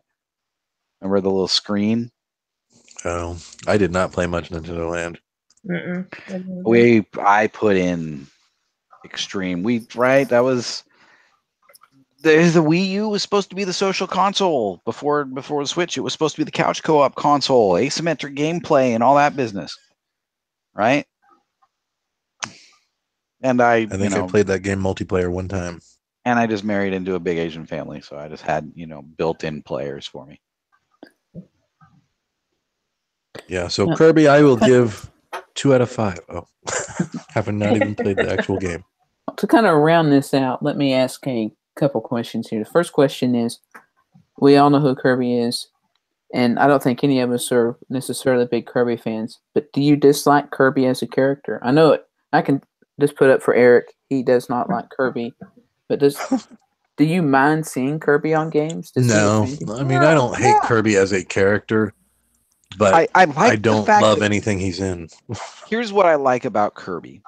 And probably the only thing I like about Kirby. I like the fact that Kirby is a character. An inherent part of his character is his gameplay mechanic, right? He literally sucks. Fair enough, but right? I mean, that's all you know about Kirby is that he inhales people. Yeah, he sucks and can turn into whatever he sucks. Which is a brilliant mechanic. That's a great gameplay mechanic. Yeah. No, that's what Mario does. Yeah, that's what Mario. Yeah, that's what Mario does in Odyssey now. It's like they finally circled back to this idea that they had 20 years ago or 25 years ago. But it's otherwise somehow the world has never been compelling. And I don't know, the little what's behind door number 2 business I hate. Like, oh, find this door, that door. Like, to me, it makes the world feel less contiguous when everything is through another door to another room kind of thing. You know what I mean? It bothers me somehow. I never really, I always just felt like it was unnecessarily confusing how the worlds were laid out for that There's reason. some kind of like weird arcadey carnival feel to the Kirby style, usually. Yeah, no, I get it. And I don't know. Honestly, it seems like the better Kirby games were not mainline Kirby games. Yeah. Like there's some Kirby Superstar is what everybody loves. Yeah. Which is what? What is Kirby Superstar? That's not a mainline Kirby, right? It's a collection of mini games for the Super NES, and it's on Virtual Console everywhere now. Okay, so I'll probably have to pick that up at some point. But another one was Kirby 64, the 3D Kirby. I'd like to pick that up at some point. and check that out. See if that's, can redeem Kirby in any way. Kirby's Air Ride. Yeah. I have Kirby's Air Ride. Somebody gave me that as like a birthday gift or something. You're gonna say a gag gift. I'm just, it's the same. Oh, I know. It's the same guy who tried to give me Sonic Forces, and I told him I already had it. How many hours you got in that, by the way? I logged in to collect the DLC, the free DLC. Okay. Oh, and I think I may have watched the intro movie. Yeah, I did. So you're an expert now. So you have cracked the plastic, at least. I have the cartridge has been, carefully slid into the slot and has transferred its bits. So it's done its thing. Good. But I have not actually played anything, I don't think. Well, I don't think we can really say much more other than none of us are huge Kirby fans, and this game has not converted us. Yeah, no. I did ask this question before, and it was, this game is $59.99, as far as I know. $60 too much for a side scroller in 2018. I almost said 19 something. Sorry, go ahead. 1998. So the question is, if this game was free, would you play it? I would download it. Yeah. Download it for sure. I'd get the wife to try it with me. We'd probably mess with it for as long as I played the demo, and never play it again. I couldn't see myself 100%ing it now. We'd play it for an evening and never play it again. Yeah, surprisingly, the thing I didn't like about Triple Deluxe is it just wouldn't end. Like, it wasn't the worst thing in the world, but it just kept going and going and level after level. And I know that's supposed to be a good thing, but I was just like, can I just beat this game and be done with it, please? I don't remember how many hours I got into it, but hopefully this one's not like that. I think all of them are like that. Yeah, it just keeps going. And then there's collectibles. Usually, you go back. Yeah, had puzzle pieces, sort of similar to Street. Yeah, it was like swap or not swap, but yeah, the Streetpass puzzle swap. Mario did collectibles beautifully. Odyssey. That's the coins and trade them in for outfits. The coins in different worlds, the different currency in each world. There's only so many in each world. They're not, you know what I mean? Like Ukulele suffers from that just too damn much crap scattered everywhere, anywhere and everywhere that you have to collect. Sorry, go ahead, Jason. I was going to say, did you enjoy that? Having to look for the different coins when you rather just had a stockpile of coins and bought what you wanted and moved on? As a secondary objective, here's the way I looked at it. I only got enough coins to buy the outfits. That's all I cared about, and that many coins was always easy enough to get. Just exploring, right? Yeah. 100%ing it. I did not enjoy finding some. Like I would go when I started 100%ing it. That was kind of one of the tasks that I was. As I went through, I was like, man, now I've got to find I might have 3 or 4 coins left per level. And that those are going to be hidden really anywhere. Well. Yeah, and they're going to be hidden well. And it's like I could spend. See, that's where it gets to for me. It's like if I've spent 20 hours beating the main part of the game, and then I could spend 20 hours just on one particular task, like just collecting every last coin. That to me, that's not. I mean, you know what I mean? It's if 4 coins take me 10 times as long as the first 40 coins took me, that's not worth it to me. Like to me, my play time would be better spent. I'd have more fun doing something else. Yep. So that's but I appreciate and understand and approve of you 100%ing the hell out of it, because every once in a while you just have to beat the shit out of a game. Yeah. Right. That's usually when it's not fun. Too. Oh, go ahead. It really becomes a chore at that point. I played through the game in like 15 hours for fun.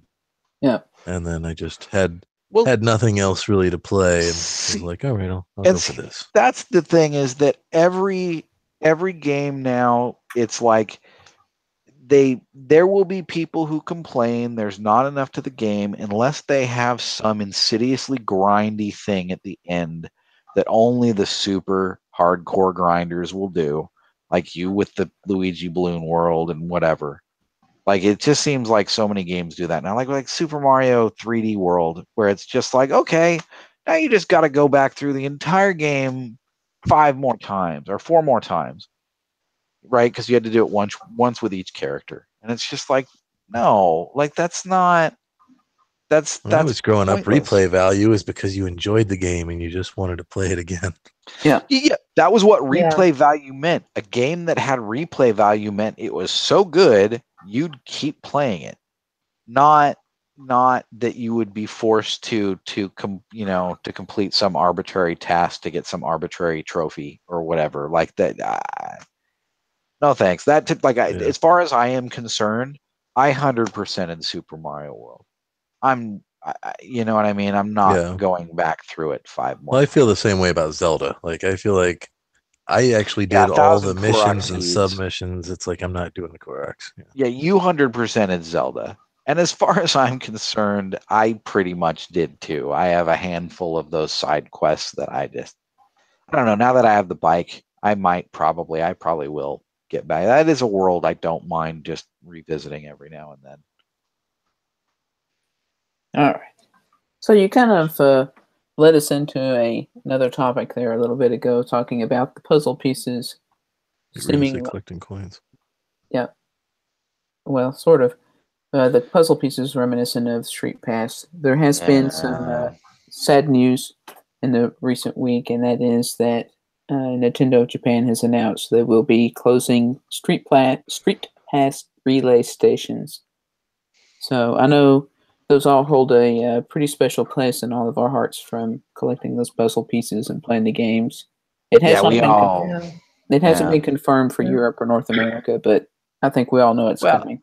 I have a sneaking suspicion that it's been killed in North America. Yeah, I have not been able to find anything. Like, none of my McDonald's work. Like, not that I've made a real effort, but every so often, I live in a city area. I've got enough McDonald's and Starbucks, Best Buys. Who else has them? Yeah, I mean, we've got Depot. Barnes & Noble, Home Depot. Although I haven't actively sought out Home Depot. A relay probably in a year. I haven't, but what I have done is, I'm going to be at Best Buy. I'll throw this in my pocket. You know, so I've done it, and then I get home. Yeah, no Streetpass. Or I'm going to go drive through McDonald's. I know Best Buy changed their Wi-Fi name, so that no longer does it. But I haven't tried really at a McDonald's. So just every so often, not often, but every once in a while, I will just I'll go carrying it around with me when I'm running errands, and I know I'm going places where I used to get, where there used to be a relay, and so I'm pretty sure it's dead. I haven't gotten one in a year at least. So I just did, out of curiosity, I meant to do this before. I took a quick look at the Nintendo Zone Finder through Nintendo.com and typed in my city, and there are no Nintendo zones listed in the area. Yeah. No. Although technically Nintendo Zone was discontinued a while back, though, so maybe. Well, maybe that's it. But yeah, it should have come through either way. But yeah, I mean, the end is nigh for 3DS, so it's not really a surprise, but it's one of those things, like, we heard about the 3DS proper didn't they say they were no longer going to make the XLs in Japan? The actual 3DS, that they weren't doing those, and it was just going to be 2DS and 2DS XLs, but they've never really announced it anywhere else. I do kind of wish I got a new mini 3DS, but yeah, not really. They did say they were discontinuing the XL models. I believe in Europe as well. I don't know. It's been a while since we covered that. Yeah, but as was said, I think when we did, I'm pretty sure ultimately we're going to have the new 2DS and the old school, plasticky 2DS, and that's it. And then ultimately, I think all we're going to have is the old school plasticky 2DS, but we'll see. Yeah. it will be a kid's toy at that point. Yeah. And there's only, as we have talked about before, there is only one game right now that is announced for the 3DS, and that's Detective Pikachu. So definitely Which in is time. not a new develop. By the way, it's also worth pointing out that's right because that's a port over from Japan. Yeah, that's true. It's not a new development. So it's Although this has got the second half of the game because it was supposed to be an episodic game, so Japan only got episode 1 of it. Will they ever get episode 2? Or this is going to have episode 2 incorporated into it as well. So, but it's going to launch in Japan as well. It's going to be. I believe so. Yeah. Yep. Okay, so it is, but it's right. It's something that was. But already yeah, it's not. And okay, we'll see. So it's. I wouldn't be surprised if at E3 we don't see at least a couple new 3DS things announced. Yeah, I think one of those still selling so well, man. But go ahead. I think they'll get a day if they still do the Treehouse Live portion type things like they've done the last 2 or 3 years.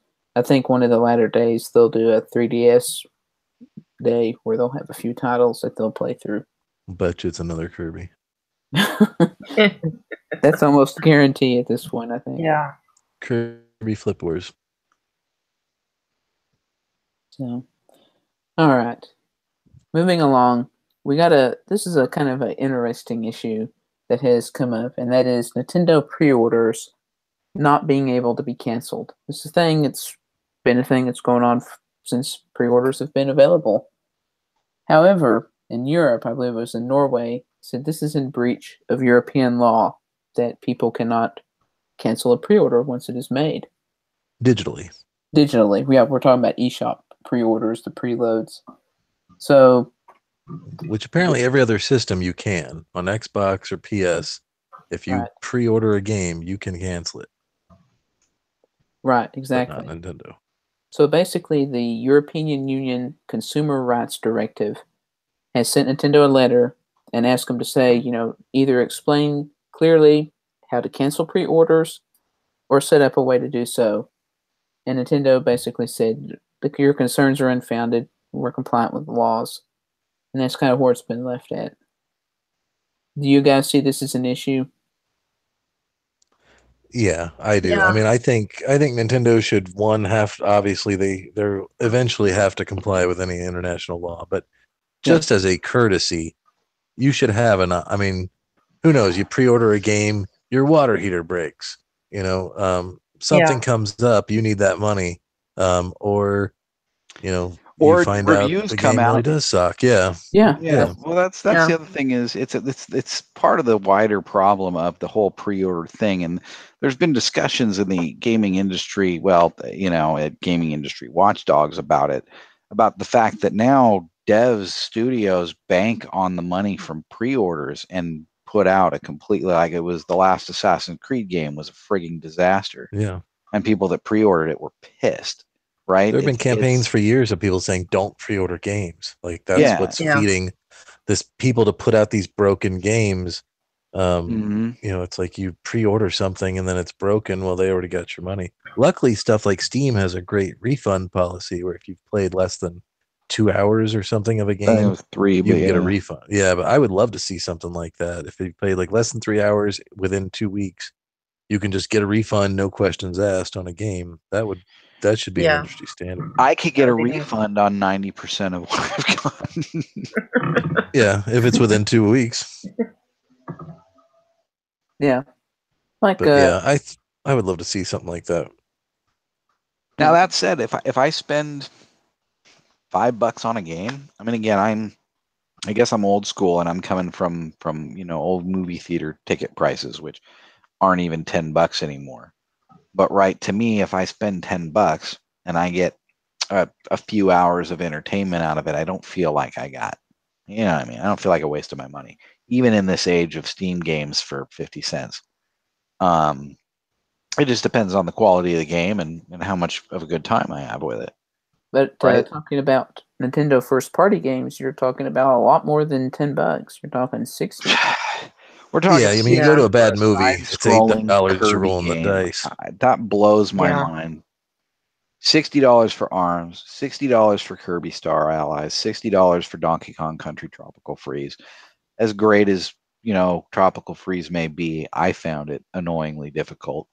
And I played. I didn't beat Donkey Kong Country Returns to death, but I pretty thoroughly beat it. Because I don't 100% anything hardly, but I can't. This isn't sustainable. How are they? What kind of numbers are they expecting for this? Like they can't. Donkey Kong Country and Kirby and Yoshi at $60 a pop are not. They're going to make maybe the kind of numbers that ARMS did, if that. I think there was more buzz to ARMS than there are for any of these. Yeah. I've said before that I think Nintendo would rather sell half of the amount for twice as much than twice the amount for half as much. Like, yep. Yeah, because they don't seem to care about getting games into people's hands as much as long as they can just charge full price for it. Yeah, and they just they want their stuff to be premium, even if they're putting out something that's comparable to. There's an uncountable number of, in some cases, very good quality side-scrolling, action adventure Metroidvania style games. In some cases, with beautiful graphics, not all 8-bitty, right? Like there was that one I was painting, Apotheon. That I was painting, that I was playing, and it's all like the entire game is paintings on like Roman pottery. Right? It's like that entire style, but it's like that comes to life, and that's what you're playing on. And the background is like pottery. Like it's this neat texture. It's just very cool. And that's like a $5 game, $10 game. Like there's so much of this stuff out there. It's to me, Nintendo's got some balls trying to charge $60 for basically the same thing, just because it's got Kirby or Donkey Kong name on it. Yep. Was 1-2 Switch, was that less than 60? 1-2 Switch was 50. But still, even that, and even now, like I'm sure it's not moving units left and right. No, and as a launch title, I'll give it a pass for 50 because it was the big launch gimmick title. In ARMS, you mentioned, Jason, same thing. There's $60 is unconscionable for that, and I paid it. I was thinking about talking about the being able to cancel or return.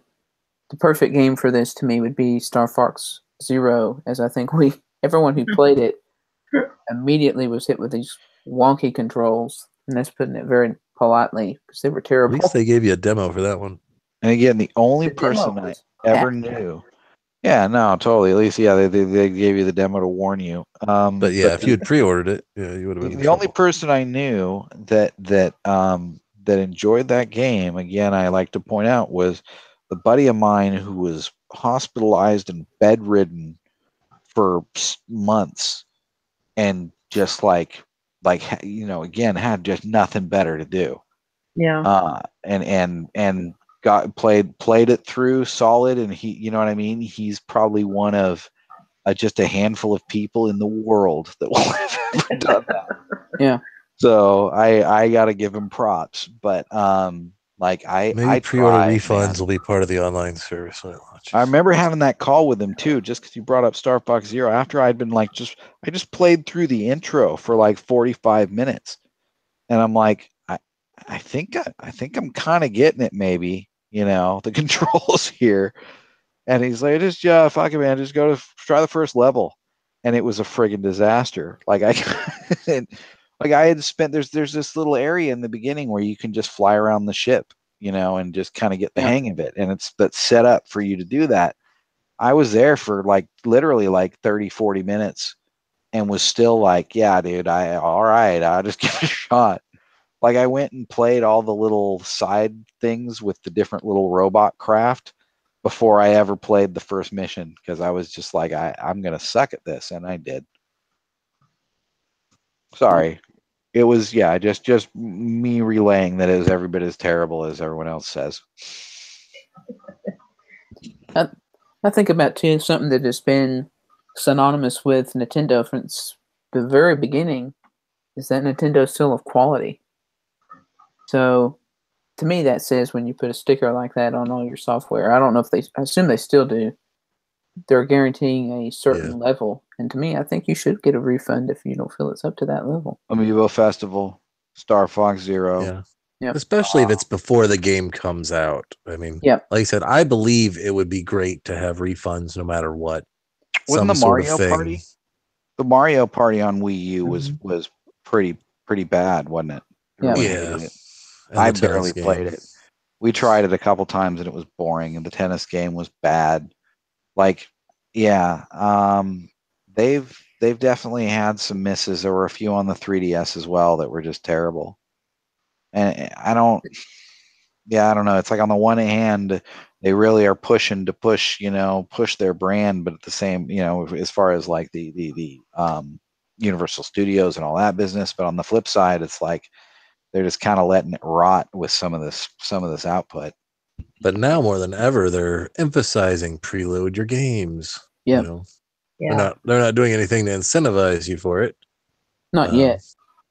Other than giving you 5%. I will take that back. Dragon Quest Builders, there was 2 options to get the pre-order DLC, and one was going to GameStop and pre-ordering it, and the other was to preload it on your console. So there's something.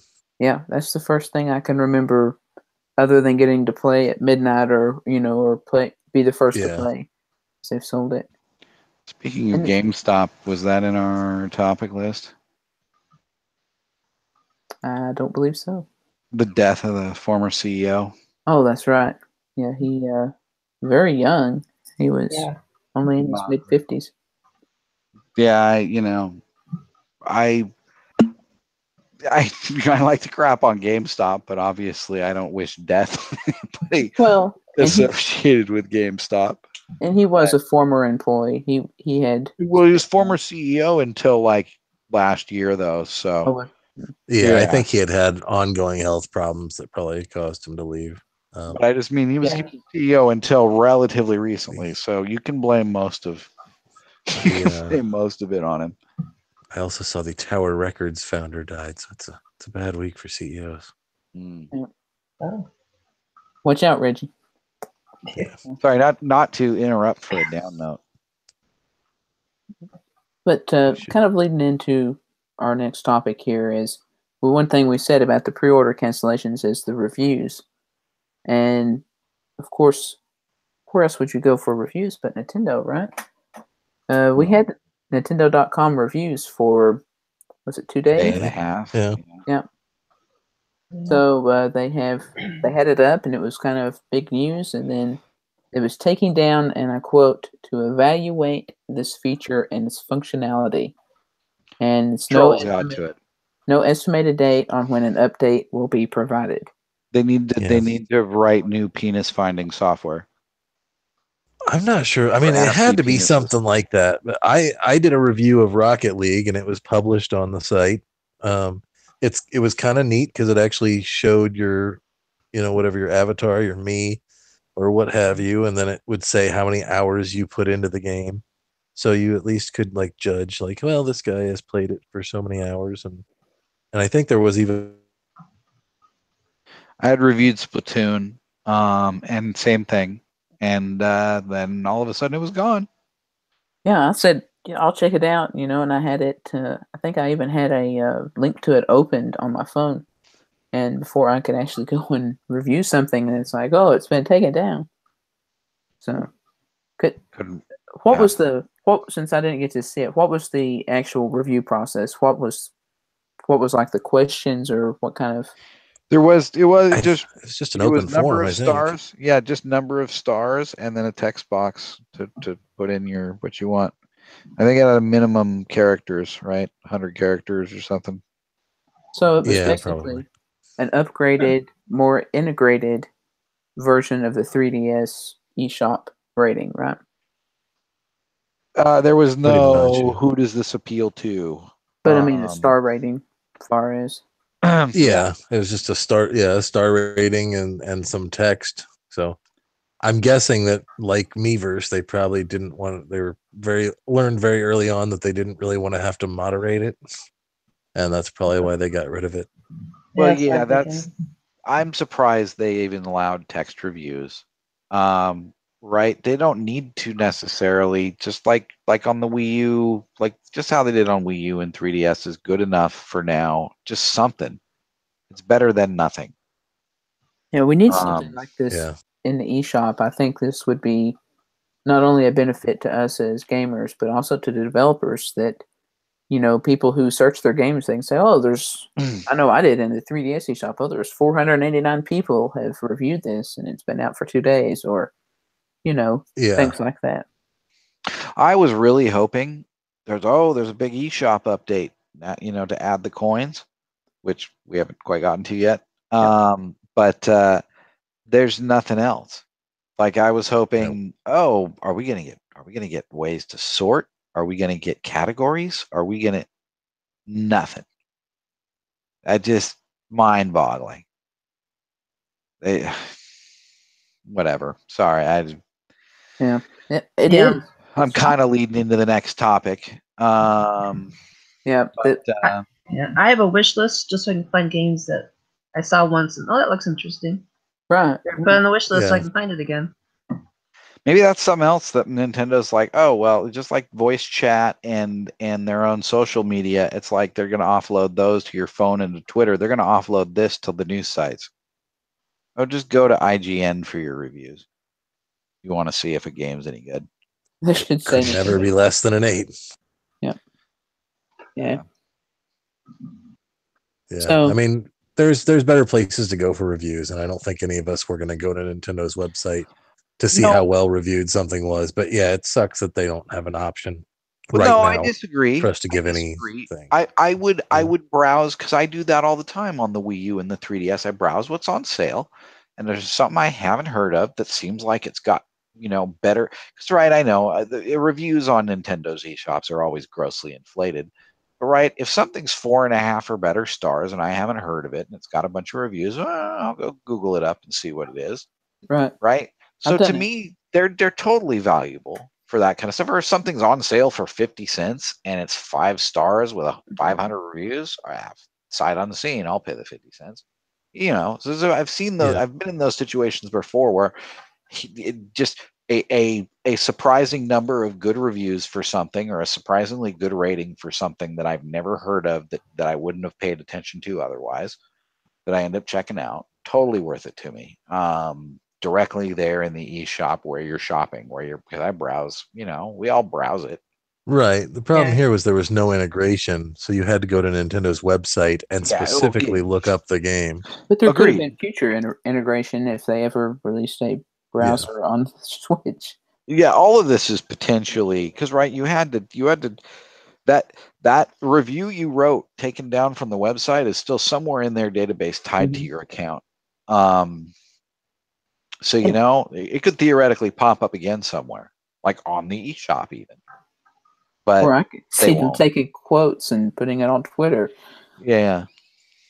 Totally. But I think there's another little facet to this that we haven't really appreciated, and that is us saying something directly to Nintendo about our gameplay experience. Whether they read it or not, it was an opportunity to post on Nintendo.com and say, we like this game, we do not like this game, or what have you. Right. Yeah. Yeah. Back to Twitter.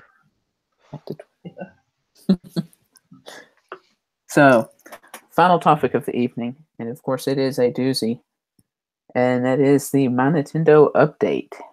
And it seems now those gold coins are literally worth pennies. So if you didn't get the reference to the pennies from heaven in the beginning, that is indeed what I'm talking about. Just in case they didn't get it. Yeah, just in case you didn't get it. So gold coins you can now spend on select eShop titles. And the DLC. conversion rate is 1 point to 1 cent in US dollars. And it's similar in Canada and everywhere else. And again, to me, every single news site, every single article, and I've been watching my feed and refreshing it all day. Every news site I've seen is burying the lead here, which is they've completely changed what the coins are worth. So any games you bought up to this point, you got dick for. So like for myself and Eric, who couldn't join us tonight, because I wish he could, because he would have some ranting to do with me, because he's been going all digital, because just in the hopes that down the road these gold coins will be worth something. And now that basically we got a fifth of a cent. Yeah, I guess a $60 game would have netted you 60 coins before. Now it would net you 300. Yeah. So 300 coins. So basically, it netted us 60 cents before, and nets us 300 now. Well, you know, why was that necessary? Why was it necessary just to dick people, just to do it, just cause? It's not like it's money that you're even having to put out. It's product that you're potentially giving away for a discount. Sure, it's lost potential revenue. Sure, but it's not much. It's pocket change. It's shrink in a store. It's you know what I mean. It's incentive to buy digitally. But it's whatever it is. It's basically a fuck you to everybody who bought a bunch of digital the first year. Like perhaps we should take a moment to say how much we actually have in eShop credit right now, or based on the new system. Well, got $1.50 now. I had $4 when it changed over, and because the reason I had that amount is, again, I point out there have been lots of good sales on stuff on the 3DS and the Wii U lately, so most of them I've been picking up there, and they used to have the deal, which they no longer have, right? If you bought a game that was normally $5.99, but it was on sale for $2, you got the point value as if it were still $5.99. So I scored a lot of bonus coins that way, or I thought I was scoring a lot of bonus coins that way, but they got were you worthless. in the end. No, they dicked me anyway. Yeah, so now even if you are applying these gold coins as a discount to a game, you are getting less gold coins off the top of that because it's they reduce the coins by the number, by the amount you actually paid. So even if you use these gold coins, you earn less gold coins on that game than you would have if you it punishes you for which is appropriate. Yeah. And I can also confirm, by the way, that this does apply to Wii U and 3DS games. But it's just a pisser, right? Like I said, I've been on this kick of going and picking up all these old Virtual Console titles. If I had realized, I would have waited till yesterday to do it. Yep. I just this past weekend I was picking up. I picked up Castlevania. I picked up a handful of things, and it's not a lot of stuff, but it's just an extra kick in the balls from Nintendo. Thank you very much. It's just one after another. Yeah, just to finish the question from earlier, I have a proud 66 cents worth spent on games. I have $1.09. Same place. You are a wiser man than the rest of us. How much did you say you have, Max? You have a dime? $1.09. Oh, $1.09. There you go. I would have spent some gold coins on something. I don't recall what. Oh, okay. I only. So the good deal is the gold coins. You still have a year to redeem, so you basically have to spend what? Well, if you bought physical, no, it's my 1% for physical. I have 100 gold coins expiring this month. A whole $100. Well, right. But I mean, for a year. But from the time that you earn in a year, you get a year. So unless you basically have to spend something crazy like $6,000 worth of physical or 12,000. No, wait, digital 1,200 or 1,200. I'm sorry. Or 6,000 6,000 physical to get $60 to get a free game. Yeah, to get a $60 game. And when you think about in a year, the Digital Deluxe program on Wii U, and I realized that was a console that was struggling much more. That doesn't work out. Yeah, That's No. disturbing. That's not possible, I don't think.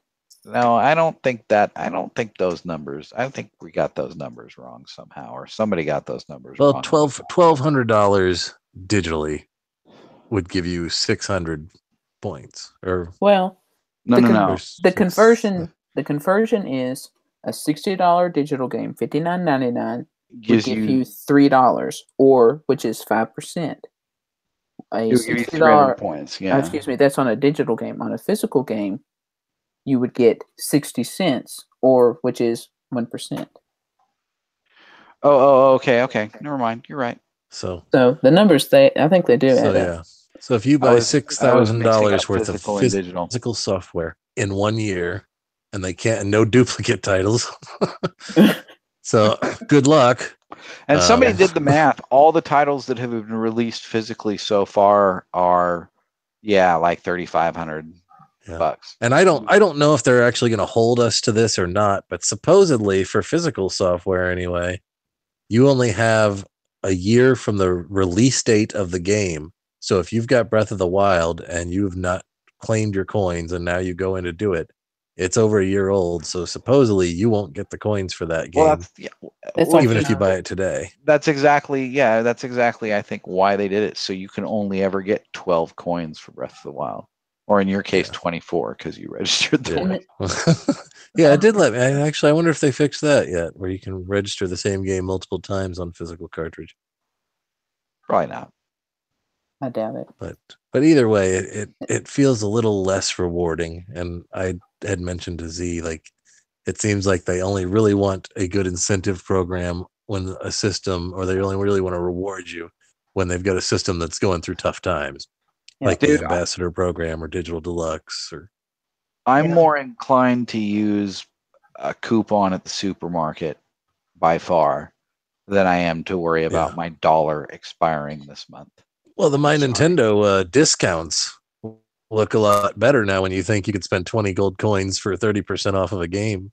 Yep. Yeah, those I'm sure will go away soon. Well, I'm wondering if they'll be more expensive at some point. If they'll be like, now it's 200 coins to get 30% off, or if they'll adjust it. Probably. It's right. It's Best Buy points are pretty bad, right? You don't get much. You get $5 for $250 spent. I thought that was a bad deal. At least you get 20% off a game if you're part of their gamers club. Yeah, that's a way better deal. I don't know, man. It's like I guess what I'm gonna do is whenever I buy something online, I'm just gonna spend whatever points I have, and I'll get a 50 cents off. I'll get $1 off. Like 6 cents off.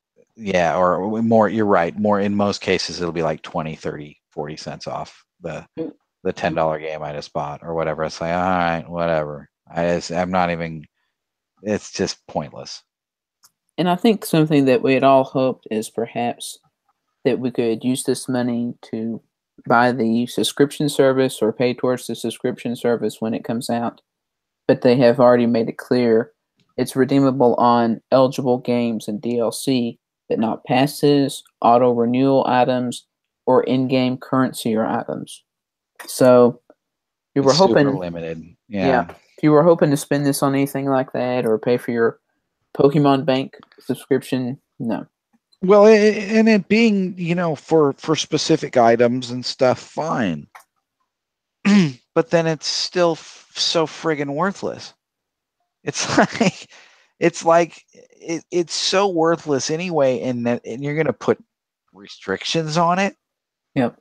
Are you kidding? Yeah. We weren't the biggest fans of MyNintendo, as anyone knows who's listened ever. Yeah, but it's just like it's like, oh my god, these are so valuable. You can only use them for select games. Really? And this whole 40 cents off that you're going to give me. And in the same fashion, you cannot earn points from DLC, subscriptions, season passes, or in-game currency. Same thing. Same old shit. That's always been the case. Yeah, there was something I looked at, like with Rocket League, they just released some new update with some new DLC cars, and it did tell me if I wanted to buy them, which I didn't, that I would have earned a proportional amount of points on it. So it would have allowed me to earn points on those anyway. So there are some loopholes, it seems. I think So they don't. the devs, the Rocket Leaves devs probably got wind of it and were like, "Hey, that sucks. That's shitty. We're gonna change that." No, I put that on Nintendo just not having a competent system in place right now. Like, I also question whether the quote unquote select titles is really a thing. I would love somebody to find me a title it doesn't work on right now. I don't think they have any of that in place. Wait, what are you talking about? Because it says you can only use the coins on select titles. Yeah. I would like someone to find me one of these select titles it doesn't work on, because I'm pretty sure it works on everything.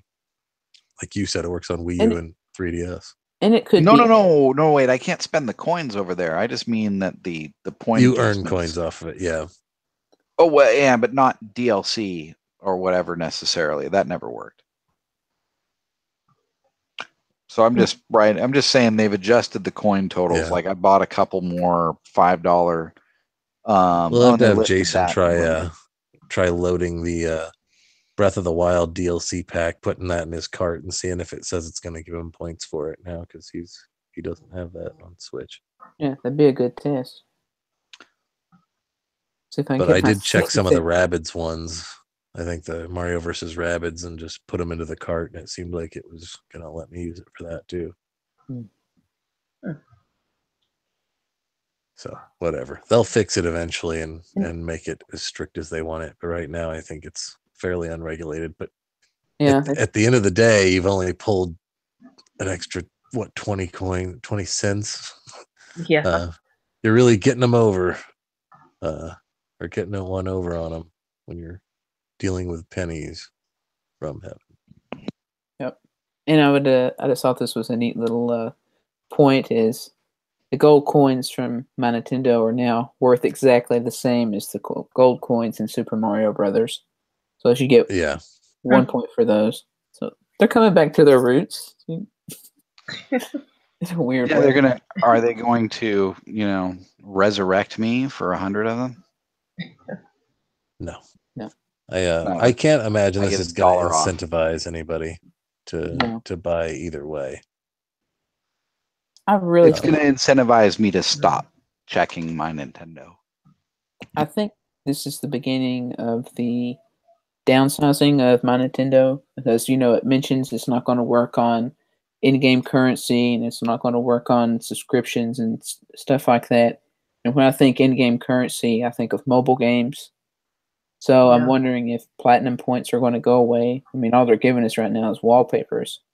But I wonder if those are kind of going to fade away, especially with Miitomo coming to a close. So that'll be a huge section gone from their site of redeemable rewards. Don't take our wallpapers. But I wonder if it will just be more like the Digital Deluxe program, where it's just a flat conversion of money. There's no rewards or no other things. Yeah. It's just a site you can go to check your status. Well, we currently get login bonuses and stuff, but you still have to log into the Wii U or 3DS eShop every week, because there's nothing for logging into the Switch one. Yeah. It's so weird. But here's the other thing. I remember when they first talked about the platinum coins, they said, we want to offer rewards for gameplay specifically, right? Yeah. That was the whole premise behind the platinum coins. Is there stuff you get for doing stuff in game to encourage you to play, with the social stuff. Presumably that was supposed to transfer over to the Switch. That's what they talked about. But do we see that happening, or you're saying it does look like they're going to just kill those off? Probably.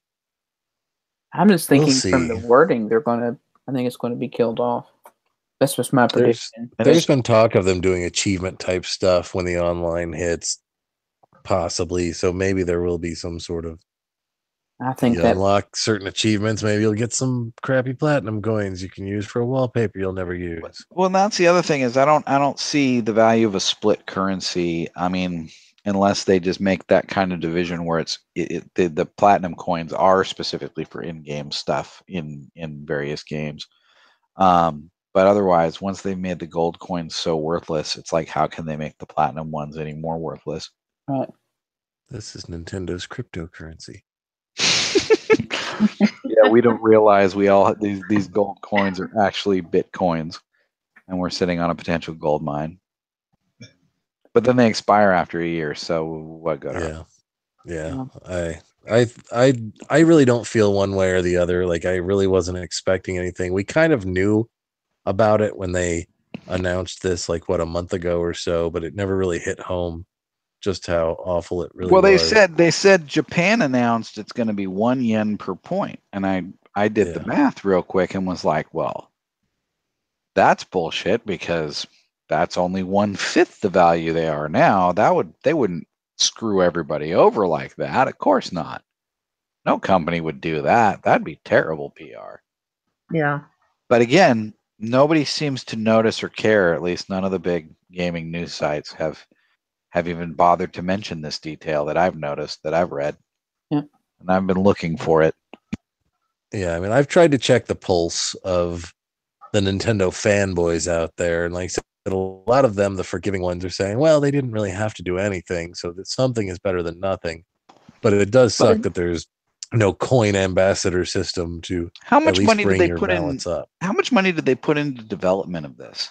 Like, who did they pay to come up with this terrible frigging idea? Like, this is the least creative, most half-assed way they could have done it. They probably had a team of 5 guys working for a year on this. Exactly. Like, maybe this, the same 5 guys. Yeah. this is yet another example, like the date thing, where it's just like, what the hell's going on over there, guys? What are you doing? I think Yeah. most of all, what I find offensive about this is after the Wii U, we're still sore from that. Yeah. It's another way that Nintendo is saying, thank you for your, being a loyal customer, because this is who this is really affecting, is the loyal fan who's logging into MyNintendo and doing the extras to get the other coins. And they're saying, what you're doing for us is really worth next to nothing. It's worth pennies to us. So Yeah, I mean, I would imagine probably, like, there's probably a certain percentage of people that have a Switch that don't even have a My Nintendo account. Yeah. It might only be 50% of us, or it I might don't only be think people that- who came over from the Wii U and stuff that are using this anyway. I think it comes from the Club Nintendo mindset, people that were into that, I would think. Well, it's just we used to, and whenever you take a step down, it's always sucks, right? People that were used to My Nintendo or Club Nintendo, I'm sorry, look at My Nintendo now and go, okay, well, this is a joke compared to what we had before. But we felt that way about Club Nintendo back when it was going on too. Oh, it was. Well, no, but here was the thing about Club Nintendo, is that every so often stuff would show up that you go, oh, I got to have that. And then you go, That's it's true. sold out. And it cost me nothing. And it's fair enough. But how many right- of us still have those things in our house, in the wrapper or somewhere, that we still enjoy? Or I think even we all do. But even a $5 down. Here's the thing: even a $5 virtual console game, which of course is not available on Switch, but even a $5 virtual console game now takes the cost. Like, you have to buy almost 2 full price games to get it. Like, how is that? It just doesn't seem like a fair deal to me. Just to get some little $3 add-on. I don't know. $3 for a $60 game. I guess that's not terrible. No. But to me, it's the biggest stab is the fact that I got 60 cents for it. Yep. It's another insult to the LOL gamers, is all it is. And then the cartridge thing, because that's the other thing, is I won't be buying full price digital games when I can get 20% off at Best Buy. So that said, I'm trading one discount for another, so I can't complain too much about that. Yeah, there's even more incentive now to buy physical when you can. Yep. And who has the room or the memory card space to download all the Nintendo games digitally? Yeah, I don't want to have that many memory cards. Yeah. Well, that's the other thing, is I have $1 something expiring at the end of the month. What do I have to download? Like that's just I'm just gonna let that dollar expire. I got nothing to spend it on. Kick in an extra 50 cents and get yourself a Rocket League key. Open one of those crates. Oh, there you go. Mhm. Is that? Can I do that? Is Does, that? yeah, you can I use can it on spend. keys. I can spend it on a Rocket League key. Okay. Unfortunately, all right. Rocket League keys are $1.50 per, or $5 for 5. So you'll still be penalized a little bit for not buying 5, but We'll see. Maybe I will do that because I otherwise I don't think I have anything to spend that dollar. I don't know that there's anything else that goes for $1. Well, you could get a third off of that. There's a couple of $3 games on the Yeah, I don't eShop. want. Yeah, I don't care. Like I just mean that you know what I mean. There's nothing on there. There's nothing great. Yeah. Yeah. And anything. Here's another thing. Anything that I would get on there, with exception of something that's Nintendo exclusive, which is basically their stuff only.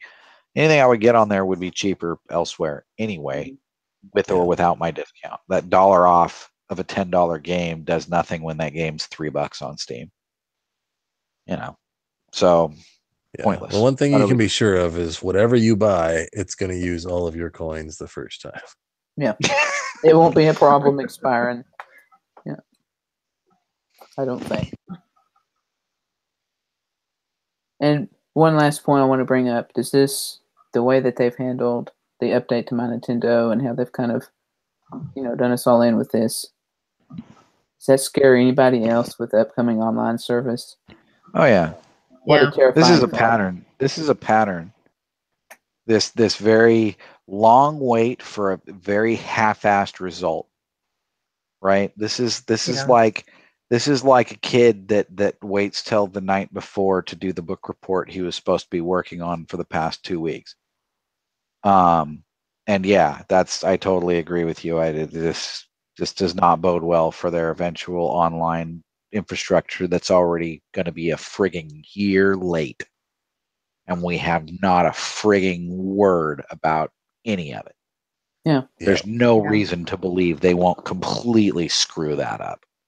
I now believe that they'll probably have one of those 3 games that they talked about with the online service, one every month. And that's probably all they're going to do for Virtual Console from the jump, but you never know. And I don't think they will be permanent. I think they will be rentals. I think it'll be below even our standards that we've got in our mind of what we think the minimum will be. I think it will be below that. Yeah, I think so too. Yeah. This was. So we'll see. Like you said, I still think they're going to hold on to that until probably August before they let us know anything about it. Yeah. Just because it would probably be really silly unless they've got really great news for E3. I can't see launch of an online being part of an E3 thing.